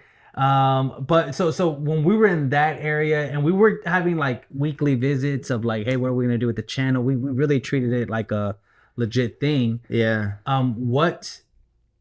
How did you feel? Like what was your mind at? Obviously you didn't know what was gonna happen. We weren't really getting a lot of success. It made me feel like being like in a starter band again. I was like, all right, like now we're gonna like start from the ground. Like I'm not coming into anything established. The only thing that we have in common is that I feel like we're charismatic in our own ways. So like I obviously flubbed on the first episode because of the recording issue, and then J Mac was like, hey, I want to get involved. And like just be like your recorder and your editor and sit there and like all that kind of stuff. And I feel like in the beginning, like he did enjoy like what we talked about. Like he was like, "Oh, that's cool," but it was also like an outlet for him to like not be at home. I think. Yeah. So he would come and do that. Like I knew it wasn't really his like thing, like it was ours Because of the subject matter. Yeah. But then when it started like change a little bit and became like more fun, like that's when he opened up. Yeah, that was fun for me when we changed the subject matter to more just random bullshit because I felt like I was having him behind the camera was fun because I was like, if I can make him laugh, maybe I could make the person watching laugh. Exactly. And then it became a little bit of a, I'm not gonna say a competition, but it became a thing, like a goal to like, can I make J Mac laugh? Yeah. And then butter happened. So J Mac was like, hey, by the way, like this number one. Well, it was like, Brooklyn. This track, like, well, I thought it was J Mac that said that we should do butter. No, it was Brooklyn. Was it Brooklyn? Because I asked her what we should react to that was going on. Oh, see, I always thought it was J Mac that was like, hey, do it. Nah, and he's all like, do you know who BTS is? And I was like, nah, it was like that. And so then I brought it, and I think J Mac knew of BTS. I thought it was a good idea. But that's what, because at the time we just didn't know what we were gonna talk about and stuff like that. So yeah, Brooklyn did definitely tell me, and then you know. Yeah, so anybody who knows the story of the amp theory like knows the story of the original butter reaction. And so at the time though, okay, let's start from the beginning, right? So you didn't really know BTS. I mean, you've heard act like we haven't heard of a Korean. Well, so no, at the time the only Korean artist that had made their way to my radar was Psy. Because he came out with Gangnam Style like in 2012. Yeah. And then I actually like went back and like listened to some of his like other stuff like around that time. And I got you. To this day, his song Right Now is like my favorite song by him. Well, I always have my ear to the streets, you know, because I like playing music. So I had never heard a BTS song. I didn't know much of them outside of like there was a big band from Korea called BTS. Okay. That's all I knew. So okay. So I again, that part hadn't heard music, didn't know how big they were. Ear to the streets, huh? Okay. I had my ear to the streets of Seoul. Shit. But okay, so now we spring it on you. Hey, we're gonna react to BTS. You're as much as you can remember. You're watching that first video, and again, for context, we're trying to be funny when we're watching it. So it wasn't just like, oh, let's react to it and let's like, you know, let's just have even an honest reaction. It was like, how can we make this funny? That was always what our meetings were about. You know, is how can we make this funny? So you're watching it. So what is going through your mind as you're watching it? For the best that you can remember, this was like 3 years ago. So to the best of my recollection, right? Like I remember, and I'm not putting anything off on you. I do remember you said the worst stuff. I'll own that. But I got the blame for it. Yeah. So like, but while you're watching the video is what I want to go through. Like while you're watching it, you're looking at it. We're talking all that good shit. So like coming from like a first time Western viewer who grew up like again, we grew up like in a different time frame where we were just like more like brazen with like what we said, just to like make other people laugh. And then specifically with you, we say things like, and we push it to a degree. And we're trying to top each other too. That's a different thing too. That's a different level. But I remember watching the original butter reaction with no context of like how much blood, sweat, and tears go into it, right? Without sick reference. Without knowing like how like arduous like the training process is. Like without knowing context without knowing any of the dark side of it. Like I had no idea who Armin was. Like I felt like I honestly felt like it was like in the US, like they pulled like pretty faces off the street and like they're like, can you sing? Okay. Can you dance? We'll teach you. Like because like like there's like artists in the US who like work for it. But again, like we've had this conversation, like so many things are thrown at us as the music, corporate made, like the corporate machine is like undefeated. Like so I didn't know, and the context of the song, like I was like, okay, smooth, like, but I'm listening to like some lyrics that I can make out, and like I was like, okay, like it's not. I never thought it was shit. Yeah. You know what I'm saying? Like, Of course not. So I never thought that it was like bad. I didn't get it. Like to this day, like Butter has a special place in my heart because of like what it started. Mm-hmm. But Butter by far is nowhere near my favorite song of them. Yeah. Like they're American. They're songs that they push to the West. Yeah. Like Butter and Dynamite.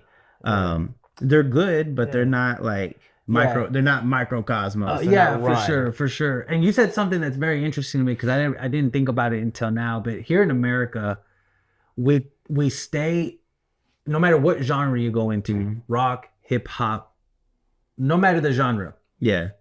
In America, we don't like what's called an industry plan. And that's basically where the company gets behind an artist, crafts their image, does their stuff, and then puts them out. Like once we find out that anybody could be an industry plant, they usually fail in America. Yeah. But it's crazy because now that I think about it, that's kind of like what Korea does. Because you have SM, you have Big Hit, what's the other one? JYP. JYP, yeah. So you have these big, like that is what they do. They get behind these groups, they pick them out, they create their storyline, their sound, their everything, and they push them out. And I never thought about that because you're right. In our first glimpse of it, I mean these acts are heavily produced. Heavenly And heavily produced. Yeah.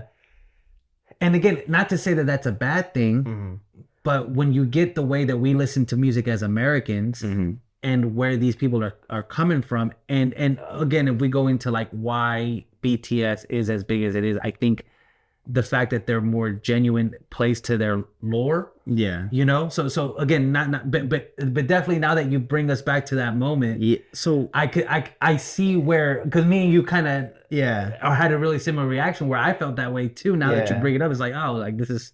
But so this is where it shows like real growth, like on our part, and it's not because we got our asses handed to us, right? Like the real growth comes from, you know, the cultural shift in our brain that we had to like go through, like to like understand, like, okay, like when rock bands and stuff are like on the come up, like they have like a song and they practice that song and they come out with like another song and like just constantly.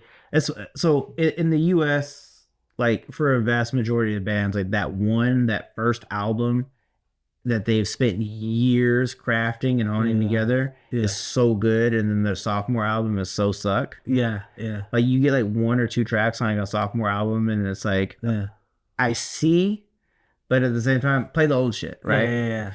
So the raw shit. Like, and again that goes like to the part where it's like it's just not corporate made, but like over here like we hate like the corporate made like artists. It's like where's the time and effort that was put in? You picked a person off the street who looked good, who could sound good, you know what I'm saying?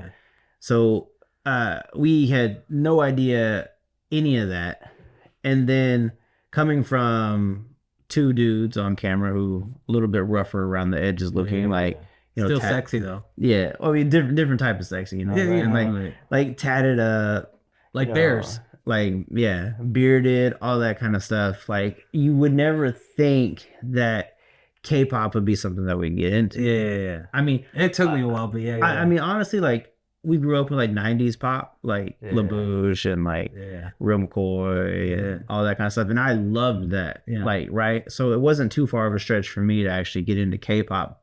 But Butter was a little... It was... The product was just like so different because they were trying to get into America at the time, which we didn't understand. You know, at the time that this is, and again, it's not that maybe they were. Again, I'm not trying to say. I mean, maybe they were going out of their way to do more of an American style type of. I mean, it was all in English, where before most of their music was in Korean.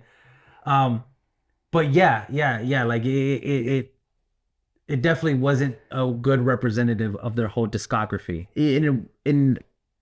It wasn't a good representation of us giving like an unknown group a chance. Again, like we're trying to make each other laugh. Again, as two rougher dudes to see, you know, like Adonises on screen. You're like, all right, like how am I gonna, you know, chip away at the marble that is these like beautiful these beautiful people. Yeah. And I say that with like reflection now, like, but at the time I was just like, I was like, who are these pretty faces? Like literally, it's like, who are these pretty faces? What did they earn? They got a lot of color in their hair, which got different color eyes. So yeah, and that to this day, like, I don't understand. And this is like a legitimate, like, not concern, but just like a legitimate thing. I'm like, why for certain styles are you putting contact lenses like on these people? Like, they're fine the way that they are. Yeah, though I don't know, and this is my interpretation of it. I don't think it's like, because we see it in a very American way. Like, America has this thing, especially nowadays, it's like love who you are type situation, right? Yeah. But I feel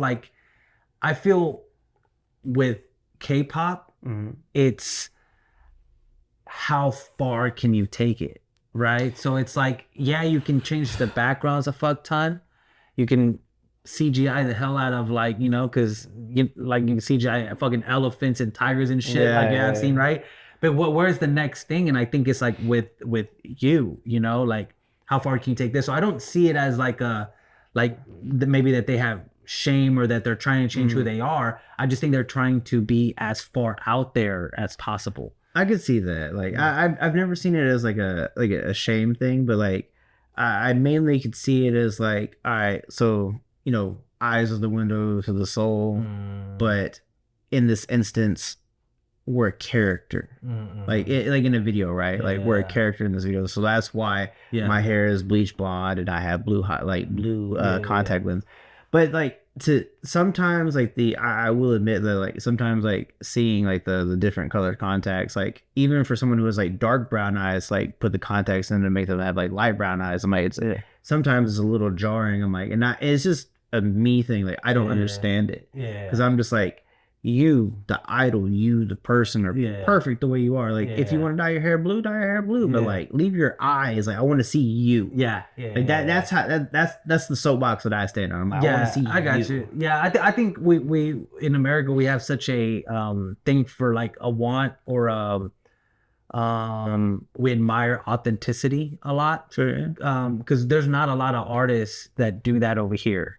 No, like, change their eye colors and things like that, you know. Well, for weirder reasons, we've had it over here, right? Yeah, like Marilyn Manson. Yeah, it's always for shock factor. It's never much like, I'm just gonna walk around here with these color contacts and act like it's normal. Well, so early, like early to like middle high school, like, oh yeah, I did that. Like, people were doing like the different color contact lenses. But I think it was because it was a newer thing that was like, happening. Yeah, but it's always cool because like at that time too, like, you would see people with like purple eyes, or you'd see people with like only the pupil, and all that kind of stuff. Like, it was like, it wasn't in the media so much, except for like with like the out there, like Marilyn Manson types, or like metal musicians who are like, oh, my eyes are gonna be blood fucking red, or my eyes gonna be completely blacked out, that kind of thing. So but even then, I've always just kind of been like, let me see like who you are. Let me look inside you. Your eyes, they talk to me. What they saying? Ooh, because there's been like times where like in the music videos too, like it'll do like that close up and you're like, all right, that's the person. Like, they're like, they could be deadpan staring like into the camera, or they could be like looking seductive. But you're like, that's the person. 100%. All right, so we're done. We're done with the original butter reaction. Nothing has happened yet. So to say though, like the original butter reaction has always been a part of like the AMP theory, like the taking accountability portion. Oh yeah. Like, accountability is the first part. Yeah. So we shit on the video. With no context, but again, we shit on the video with the intention of making each other laugh, and our friends, which were the people that were watching. It was never like, we didn't think the world was gonna watch us, right? Exactly. Like, we really never thought it was gonna get that big, but when it did, it was kind of eye-opening, because for all the negativity that we got, it took one person to say, hey, look, everything that you said is everything that we've already heard. Yeah. But Yeah. I encourage you to do your homework, and I encourage you to do this, and then I would encourage you to come back. So after the original butter reaction, But what I want to know is the immediate after, right? So we were packing up. That's what I'm. Yeah, we're going home. Okay. Right. So it's the calm before the storm. So when I watched the video and I saw the first comments, I didn't focus on you, right? Because you're gonna say what you're gonna say. You'll own up to anything that you would say. I'm sitting there like thinking like, where does this go off the rails? Like honestly, like. Yeah. Because like nothing was said like with like pure malice. Like nothing was said like with the peak cancel culture too. Yeah, so like nothing was like really said with like the intention of like hurting someone's feelings. Yeah. And it wasn't even until like after that, like when we did like the deep dive and like the darker side of K-pop. Yeah, I didn't realize like how like fandoms like affect idols and like. If we want to be like honest, like talking about the suicide rate of like idols and things like that was like something that was like really jarring because I was like. Because then I thought like immediately I was like fuck, like what if I didn't know their names at the time, but like, I'll just say like what if Jimin was like he saw us like talk shit about like no like legitimately like if he's like maybe like I shouldn't do my hair like these multicolors, like what if this dude like I thought I was like what if this nobody on the internet affects his day-to-day so much where he's like I'm gonna end it. Like that was like a thought process that came to me like after all the comments and after like the dark side of K-pop. I had to like, and again, still nobody on the internet, but you never know. Like it could take one person to be like, all right, that's the straw that broke the camel's back because of that fucking asshole with like the blonde beard in Garland, Texas. Like he's the one that made me end it. You know what I'm saying? That was a legitimate like thought. I was like, I never want to be a part of from moving forward. I was like, I never want to be a part of something where there's the slightest inkling of like destroying somebody. You know what I mean? Yeah, being negative like that stuff. Like if it's you and me joking, like I know we're joking, right? Or like with our close group of friends, I know we're joking. But to put that out into the world, I was like, I never want to be. I never want to be a part of that. Yeah, you know what I think about it? The same oh shit moment that you had in the studio playing guitar. Yeah. We had, because we went from absolutely nobody, nothing, like just nothing. Yeah. But we just like to perform. Yeah. I just like to perform. Yeah. We get up and then all of a sudden, thousands of people and watch the video. So to go back, like when we finished like the reaction, I was like, I didn't think it was like, I was like, okay, yeah, like we shit on it. But I was like, it kind of like left confused. So like, I wonder, like legitimately, like you leave and you're like, I wonder if that was what we were supposed to do. Fuck it, like it's there now. It's there. You know what I'm saying? And so I went to bed and then woke up and then it had like thousands of views and I was like, that's new.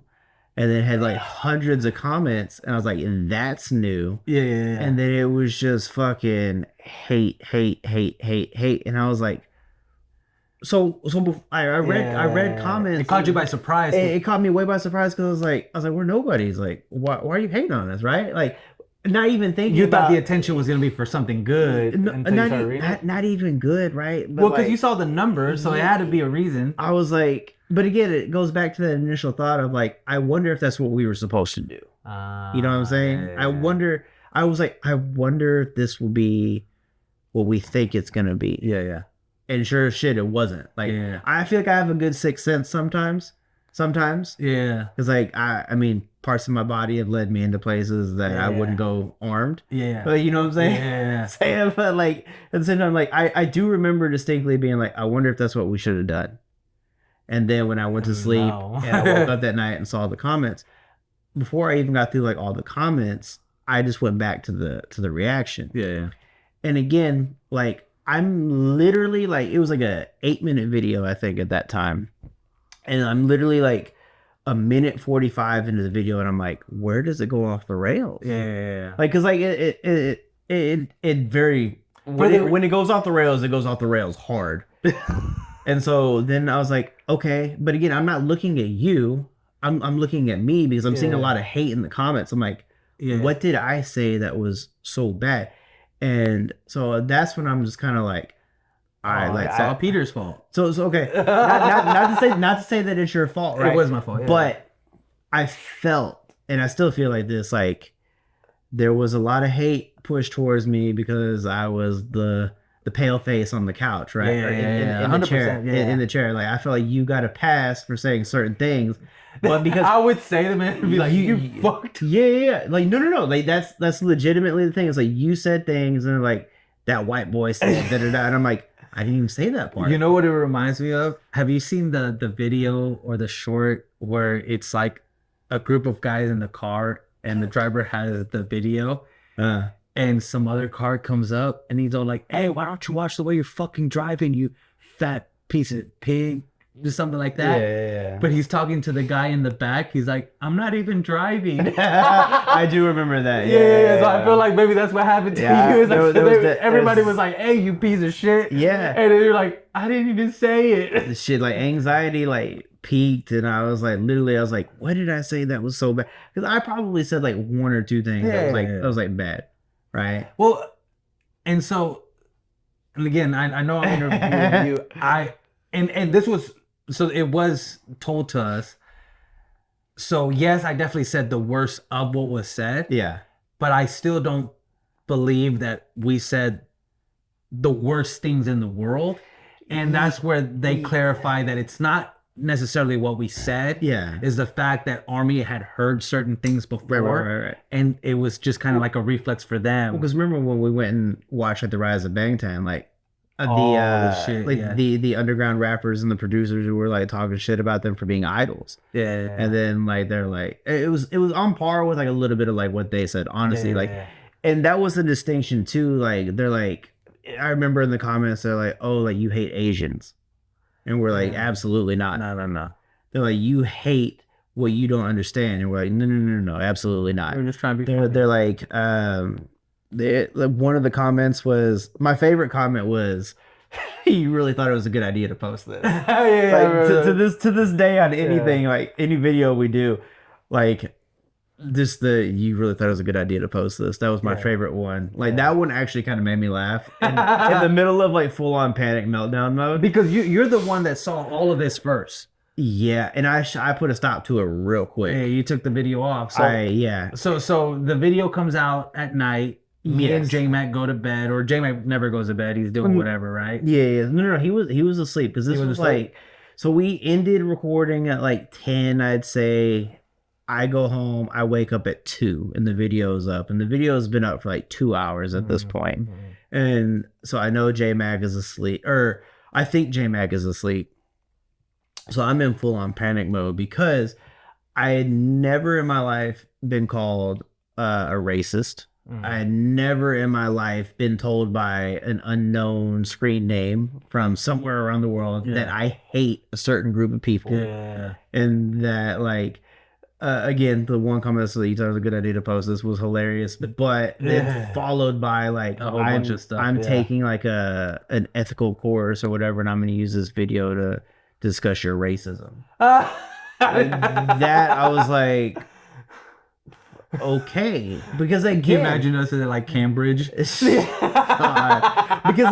again, like I'm sitting there like, and I'm like I'm like a minute 45 minutes into this video, I'm like, where does it go off the rails? Yeah. And then I'm like 4 minutes into this 8-minute video, I'm like, where does it go off the rails? Yeah. I'm like, there's like some stuff that maybe shouldn't have like been said. Like I get it. Yeah. But I'm tallying up like the things that I said that are out of pocket.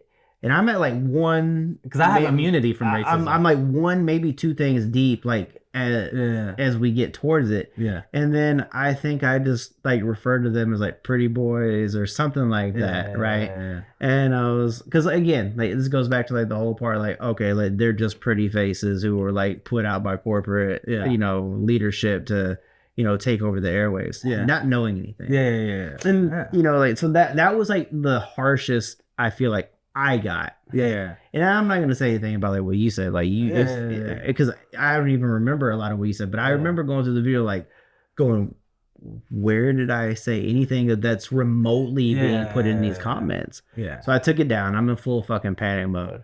You didn't I- go to sleep that night. I ended up going back to sleep after I took the video down. But like I think I think it was either that night, shortly after I was in panic mode, or the next morning that I called Jonathan. Yeah, I called you. And so funny on my side is funny because I wake up, I have do not disturb on my phone. Yeah. I got all these messages from you, and it goes from, "Holy shit, have y'all seen the video? Dude, we got 4,000 views. Oh God, oh no, I'm taking it off." Yeah, And so I'm like, I'm reading, I'm like, yes, huh? Yeah.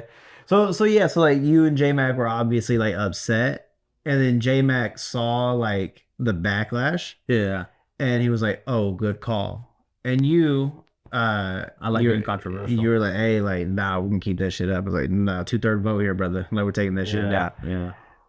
But yeah, so tell that story because again, like, there's a, I don't want to say like a naivety to it, but there's like a definite ignorance to like what 100%. to like what the K-pop industry is, or like what, because I mean, you don't know their stories, you don't know like what they've gone through, you don't know what their training, we didn't know what the training process was like.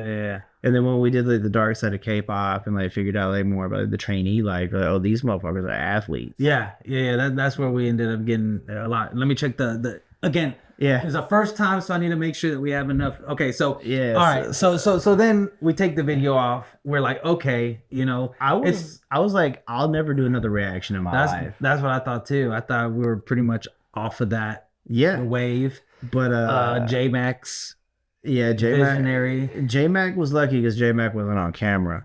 So J Mac's dream could have stayed alive, even if that video had never come down. Yeah, because he could have had plausible deniability. Like, hey, I'm not on screen. I didn't say that. I'm nowhere in the credits. Like all that kind of stuff. Yeah. He played that card really good.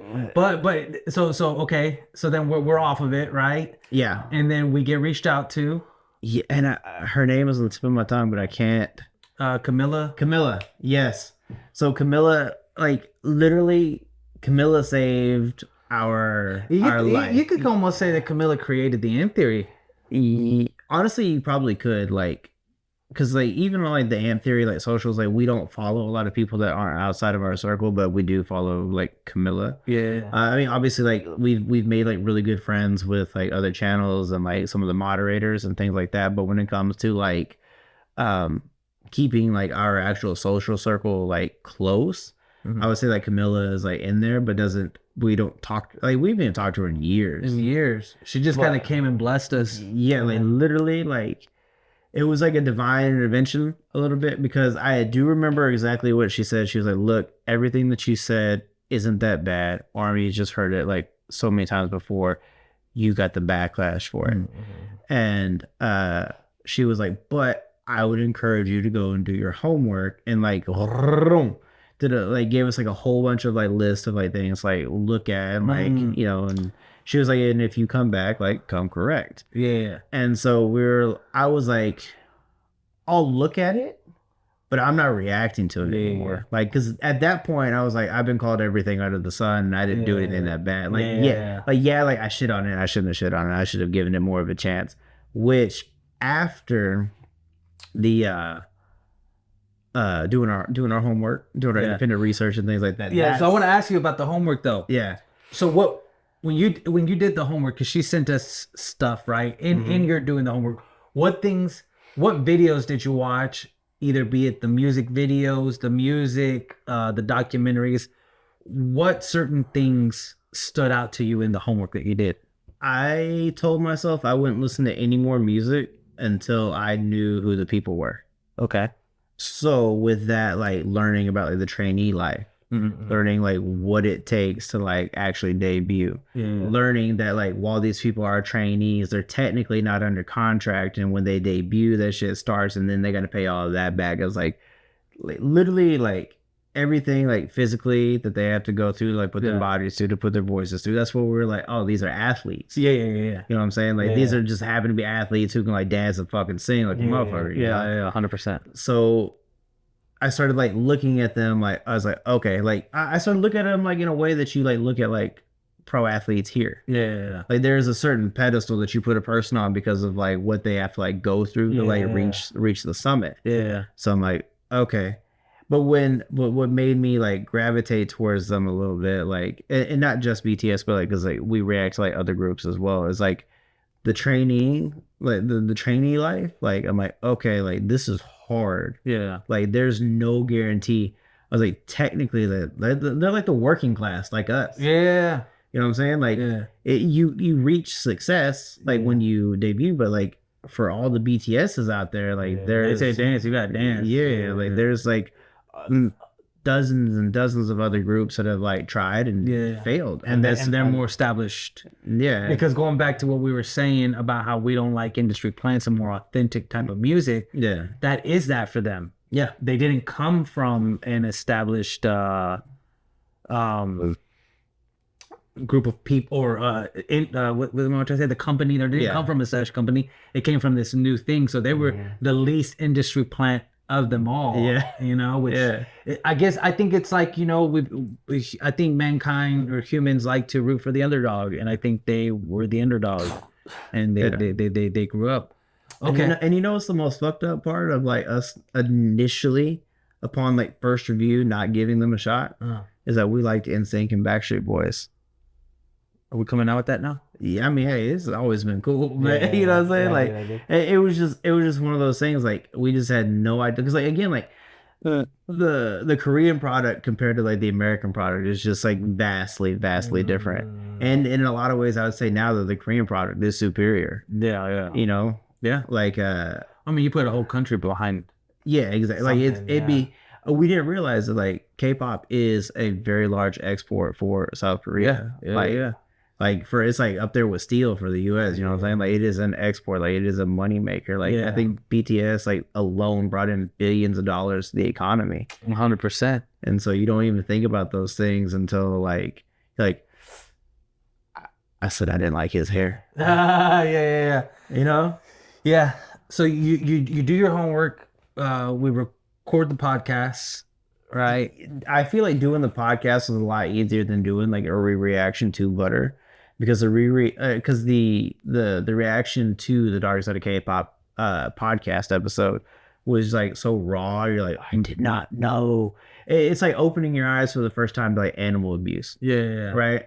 You hear about like people hitting their dogs, and you like this is definitely like a fucking far out there jumping off point, but it's like you hear about like how something is treated. That's basically how I'm saying it. Yeah. And you don't realize that you're doing the same thing. You're doing the same thing, and that like you don't realize that like you didn't give like another person like a chance, like that kind of thing. Like so now it's like I'm protective of it. You know, like whereas in the very beginning I wasn't. Like it's not my little puppy to like hold, or now it's like my puppy to hold and like protect. But like in the beginning I was like, I don't know what to think. Well, I mean, I think one of the things too is we've always been authentic. So without that podcast, you would have literally gotten an episode where we shit on it, get negative reactions, and then you get a reaction where we change our tune for the most part, which would have been like.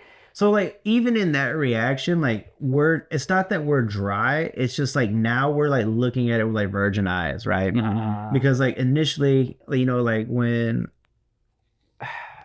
the way I initially saw like Butter, right? I was like, okay. I was like, it is catchy. Like it's gonna be in your ears. But it was just like the vibrant colors. I was like, I don't like. Okay, like because even with like the US like boy band and stuff, like it wasn't as vibrant and colorful as you know what was being provided. The multicolored hair wasn't something that I was as used to, because I kind of equated like, you know, like funky colored hair to like punk and things like that. And then there's like a certain level of like closeness that is portrayed in like the music videos and like even like behind the scenes stuff, that as somebody who's not very touchy feely, I didn't understand. You know what I'm saying? So like there's a lot of aspects that it's just like an ignorance to like the culture and to to like the group. So when we did the reaction, we're like, oh, I remember now that the reason that they're doing this is because of this. Oh, the reason that they're dressed this way is because of this. Now like all these puzzle pieces are starting to like come together. Like now I can see it for the product that it really is. Yeah. And you know, like I had a little chip on my shoulder because I didn't really like, you know, I had a different interpretation of like the you know, the things that were said and stuff like that. So I was more like about it, you know, and I was like, you don't get no respect till your own respect around here. But you know, and that's why, like, you know, it did take me a while to just come around. But yeah, like context is everything, you know, and so I think that with that reaction, it's as genuine as you can get at that point after you got your ass whooped. And you come back and be like, all right, you know, you got me in the first round. You got me in the first round. But okay, so then we do the podcast. Yeah. We do the reaction. Yeah. And then, you know, we get a lot of people telling us to react to other things. So after the first reaction, and I think like this is, I mean, obviously like the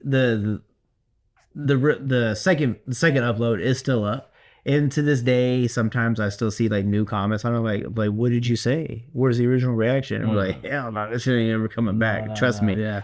That's in Jonathan's nuclear files or something. I don't fucking know. No, it's been deleted. Yeah. His computer messed up. But what people said, they were like, we were either never gonna see you guys again. Yeah. And then we would just fade it into, you know, obscurity. Yeah, obscurity. I almost said infamy, or we would fade it. Obscure infamy? Yeah, we would fade it into obscurity. Or what they said was like, you would come back and you'd come correct, which we did. And when so like we've done like live meetups and stuff, and I didn't realize like how many people in the crowd know about the original Butter reaction. But because we own up to it, they love us. So we get a pass. I wouldn't say a pass, but like I definitely wouldn't say a pass. Because like they're like, we appreciate the fact that like you did what you did. Yeah. Because like again, like we completely owned up to it. 100%. So now, but I will say the first time it got brought up, my asshole puckered up real tight. I'm like, I don't want to talk about it. Yeah. Especially when it would come up during lives. Yeah. Like, where's the original Butter reaction? We're like, I don't know. It's like, what? Yeah. What are you talking about? It's on the YouTube channel. So then it's the ascension, right? So we start getting into this K-pop reactions. Yeah. People keep telling us to react to things. Then we start thinking, hey, if it worked with BTS, who else is popular? We get introduced into EXO, Blackpink, Twice. So, like that's the thing is like this is the weird thing about success, right? Is like you want to chase that dragon for as long as you can. Yeah. So when the re-release of Butter was put on YouTube and we did see some success, like being a nobody channel, right? Like you're like, okay, like if that's popular, like what else is it? And that is sad to say that that's like the initial thought process that we had, because you know after like reacting to those groups we fell in love with those groups.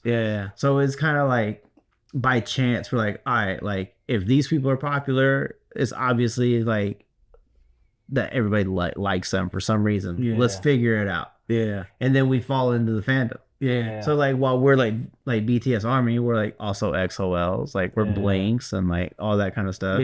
So it just kind of like, I mean, and we've also been pretty good about you know not being like over the top. Like we're actually authentic with like with like our thought process. Because I've like as a real fan of these groups, I don't like every song. I don't like every song to the degree that I like some of my favorites, right? And like, but I've always said music is so subjective. You know, like what your favorite song might be like that song I'm like, I'm not feeling it. But I'll never shit on it. Yeah. You know what I'm saying? Yeah. Like I will never shit on that song. Like if that's what I mean, obviously like that song could have like changed somebody's life, but it's just not for me. So I'll never shit on the song.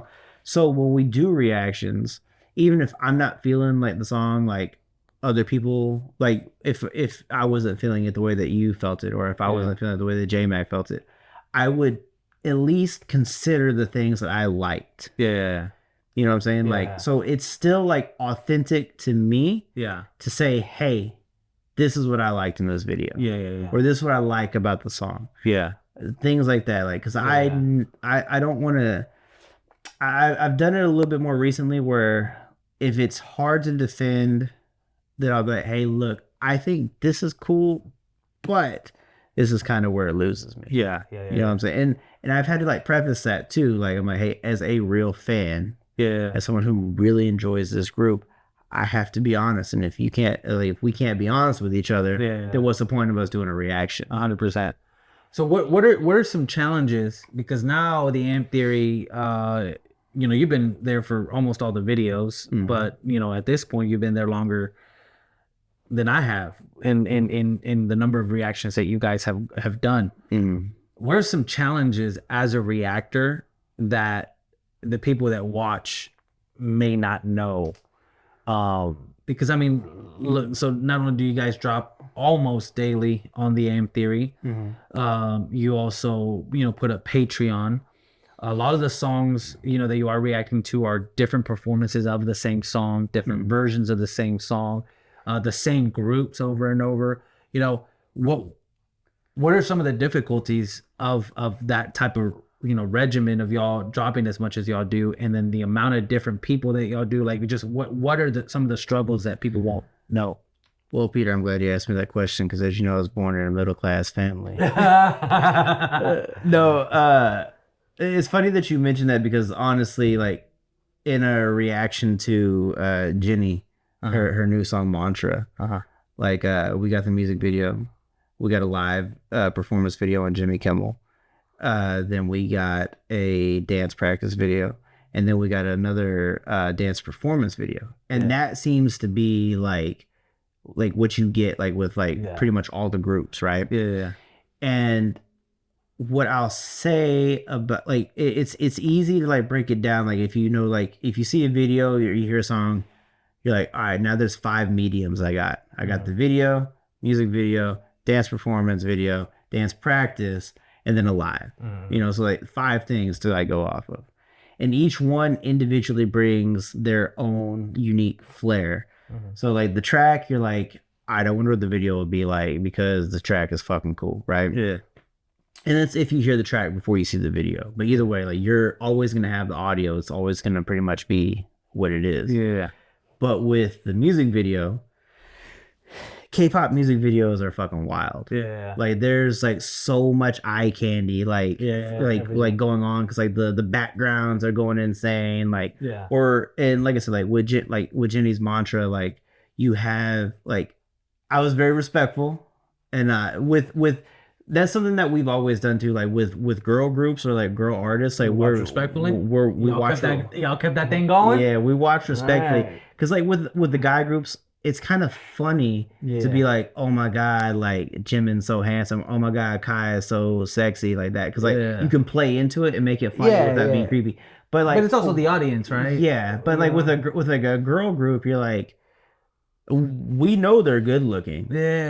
But like, as 2-3 dudes sitting on a couch, it's like it's not good optics to be like, god damn. You know what I'm saying? Like, we even get real creepy real quick. It like can be real creepy. So like it's always respectful. So like when I say like in the girl, like with Jenny's videos, a lot of eye candy, like respectfully, she's gorgeous. Respectfully, the backup dancers, like they're gorgeous. But you got like the fucking DeLorean sitting in the back. I'm like, hell yeah, let's go back to like 1955. Fluorescent lights and shit. Right? Well, the DeLorean, like a car in the video, right? And like she's got like the muscle cars and stuff like that. So like I was constantly pinpointing like where in like pop culture history, like I saw them, like that's fucking dope. You got the DeLorean, you got this, you got that. So that's in the music video, and then you get the performance video, which is basically the music video 1A, 1B. Yeah. And that's something that I said, I was like, it's really dope that you actually get two versions Of the same of, thing, of the same thing, but like each individually has their own unique flair. Yeah.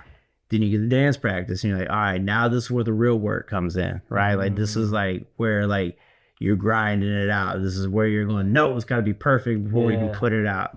And then you have the live, and it's just an extension of like the two mediums. And so it's like there's individual things that you can pinpoint between the two music videos, the practice, the live, and the track. When you put it that way, there's a lot. Like I feel like we're gifted quite a bit. Like we're spoiled as like K-pop fans. Yeah. So that's definitely the positives of getting that, but I mean, are there any negatives to that?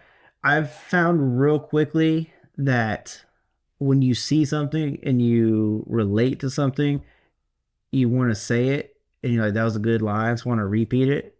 So the difficult part is to be like, how am I going to make this reaction a little bit more distinct and not just a repeat of the other 4 reactions we did? So what I've found is like to be like, hey, look, I said this in the music video and I stand by that, but where it's different here, I still stand by it, but it's different. Like you add, like you're basically repeating but adding. Yeah. You know do you find that like hard at times, like to be able Sometimes. to? I mean, because again, it is the same song, while the visual may be different. Maybe the audio during the live, may be different. It's essentially the same song, So I mean, do you find it sometimes kind of hard to try to be refreshing with everything that you say? That goes in like what I'm saying, but like when you break it down to like, if you feel like you're being spoiled by getting multiple versions of like something that you already enjoy, it's kind of like deleted scenes, right? Or deleted or extended scenes. Like you love that shit. Like I live for that shit. Yeah. So for me, like it's maybe a little bit easier than you would think. Well, what about some difficulties that you guys go through that don't have to do with the actual content that you're watching? Like what goes into like what just goes into like keeping up and maintaining a channel, showing up, doing stuff like that? Like, so some of the things that people don't see that are behind the scenes. What are some of the challenges that you feel like are being a reactor? I mean, honestly, like, because I don't do it solo. So like sometimes like it's like, hey, I feel like we should do this, and my partner in crime feels like we should do something else, and just the having to fight a little bit for like what you want to be put on there is a little difficult, because there's more cooks in the kitchen isn't the best thing in the world. And so like there's like things that I've been like, hey, I want to do this, and it's like, well, we'll do it at another date. I'm like, no, we're doing it now. Like you pick this video, I'm picking this video. Like that kind of thing.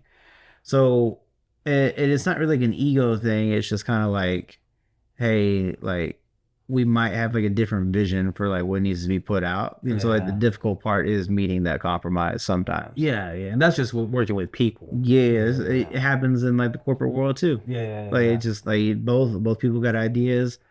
Only one of them's gonna make it on the channel that day. 100%. And I think sometimes people don't understand like schedules too, right? Like, because you got to record the stuff. So not only is like finding the time to do it, but then like you don't know what somebody's going through. I know, this past year's like personally, it's been one of your hardest years. Like since I've known you, just the things that you've gone through. So having to then be on camera and perform. So being like that is difficult. Like if you want to be a reactor, like even it doesn't matter how authentic you are, like you still have to be on. You know what I'm saying? Like I've seen like reaction channels where like, oh my god, this is the greatest fucking thing I've ever seen in my life, and I'm like, dial it back, and like I would subscribe. Like for like really like for real. Like when the three of us were on the table, or on the table, on the couch, like you and I were a little bit more introspective, and a little bit more selective, about like what we would say and like where we would choose it. But J-Mac genuinely, I can't stress this enough, genuinely loves everything. Yeah. And he gets so excited about everything. Yeah. And like, it's not that I don't, but I'm like, all right, like now the dynamic has changed, especially because you're not there, right? Yeah. Somebody like there has to be, it has to like, one of us has to like level the other out, Yeah, right? yeah. Where J-Mac will bring my energy up, I can bring his energy back down. There's like that medium, that happy medium. Yeah. So like he'll again genuinely loves everything. Like Yeah. that's a happy place to be. Yeah, you know? well, he's definitely, I think, more optimistic. Yeah. We're a little bit more skeptical. Yeah, like so I'm just a little bit more introspective Uh, and like with like what I want to say. yeah. But like sometimes like, you know, his energy is infectious. So like I'll make jokey jokes and sometimes he'll get like real introspective and I'll have to be the one that's like putting the dunce cap on. Yeah. You know? Yeah. I feel like when the three of us were doing it, something that I've had where I went from 3 people to 1 is that you have one thing that you're looking at. You're with a group of people that you are friends because you tend to look at things the same way. Mm-hmm. So I felt that like I didn't mind when people were talking because it really allowed me to gather my thoughts and say something versus now that I'm by myself, it's like, go. Yeah. There's no pause. You know, yes, you can edit, but I'm really not trying to sit behind a computer. You know, I have a family, so I need to get things edited done quick. So it's like, boom, you know, be on and say stuff, you know. So it definitely has its benefits to being a group of people, and it definitely has its negatives. Yeah. I definitely feel like I thrive with like a minimum of like one other person to like talk to. Yeah. Because when I do like lives on Twitch, right? And I've been doing test lives and stuff, like, and Jonathan's not there, it is very hard to like communicate solo. Like, 'cause I don't have anybody to bounce shit off of. Yeah. And like if I pose like a question to the audience, like, and I don't get like a message back, like I'm like, oh, I'm not gonna hold up the stream while I'm waiting for somebody to like talk. But it just kind of feels like, are you enjoying this? Yeah. Like that's the hard part of being solo is like, it's like, are you actually enjoying this? So I tell Jonathan, I'm like, I'm trash solo. Yeah. Like I feel like where I thrive is like with at least another person. Yeah, have something to bounce something off of. Yeah. No, 100%. So I mean, you've been at a couple meetups now. Yeah. Right. We're planning a third one. Yeah. What when the idea first, because so we've met John Reeves and we've met the What You Got to Say gang. You know, through the channel. We found kinship with being together. What, as that was unfolding and they're asking about a meetup, what were you thinking? I mean, for their 2 channels, I was like, I get it, but when they we want the Amp Theory to come too, I was like, why? You know what I mean? I was like, why? Wait, nobody. And to a certain degree, I still feel like that. It's I'm not jealous of their success. I'm actually like genuinely happy for their success. Like especially John, because like for a minute there, like we were like battling back and forth, right? We're like, oh, you got 30, we got 32. Oh, you got 32. Well, you're at 36 now. We got 38. It's like blew up. And I've kind of talked to him about that a little bit, and I'm just like really happy for like the success that he's found. Like he blew up quick. Yeah, 100%. And even he's so humble too. Like he's like, I don't even know what happened. I'm like, yeah, you did. You made the right moves. He's thirst trapping out there. I see him. Yeah, those looking beautiful eyes of his. So it's just one of those things like to like find like your group of like YouTubers. Is wild to even say. We were like we hung out for a week in Japan. And like we barely talked about YouTube at all. Like literally, like we just were like in the moment, like living or like filming stuff. Like but like we didn't talk about channels. So talking about your trip with John, how's it feel like being so fucking unloyal? Fucking cheating piece of. I mean, look, I'll never feel guilty about cheating. it's just part of me. Because you said you were my friend. Next thing you know, you're going out on honeymoons with fucking John Reeves. When's the last time you watched sumo wrestling? I know. There you go. Yeah. We went to the grand bout, bro. Did you hold hands? We didn't, unfortunately. You know, Sounds like a lie. he's married. Yeah. I didn't want to come on too strong. No, so okay, so you're at the first meetup. I mean, you know, people are coming. They of course they want to see mostly the other two groups, but some of them kind of want to see us that was okay. So that is true, right? Like of the three channels, we're definitely like the smallest. Yeah. So you know that like their crowd is larger, and also we're terrible at like putting the word out. We like you definitely are. like we're absolutely terrible about putting the word out and like promoting, right? Because I kind of feel like we think like, oh, the product's right here. If you want to be where it's at, you're gonna show up. I told you one time. Yeah, exactly. Yeah. But to actually make friends with that group, and then like their moderators, and then to have people come up and be like, hey, like I watch your channel too. I'm like, thank you. Yeah. Us? Really? Yeah. But then like it's progressed, because like at the second one they're like, hey, like do you remember when you said? I'm like, what? Yeah. They started thinking they come with receipts. Yeah, they're like, yeah, you said this on June 27th, 2023. Do you remember you said this? I'm like, yeah. I'm like, what video? I'm not telling. You should know. You said it. I was there. Yeah. Well, what was the biggest difference between the first meetup and the second meetup? You being sober. No, I'm kidding. Yeah, no, that was no. That So was okay, the biggest difference for me. No, so the first meetup, I had the most imposter syndrome, like that you could possibly have. Yeah. I was like, what are we doing? Like, I get that we put in the money to like pay for everything to like be here, but I'm like, what are we doing here? Yeah. You know what I mean? Like, it took a minute for us to find our groove, and then at the second one, it was just kind of like a reunion, like with your friends. Yeah, and that other people happened to be there. Yeah, 100%. Yeah, no, I agree with you on that. The second one was tough because I found out that my dad was dying, like literally had like he died like 2 days later. Yeah. Right. And before we went on to like the to be in the big boy room, they're like his wife called, was like, hey, like he ain't making it. And I was like, yeah, that was tough. Yeah.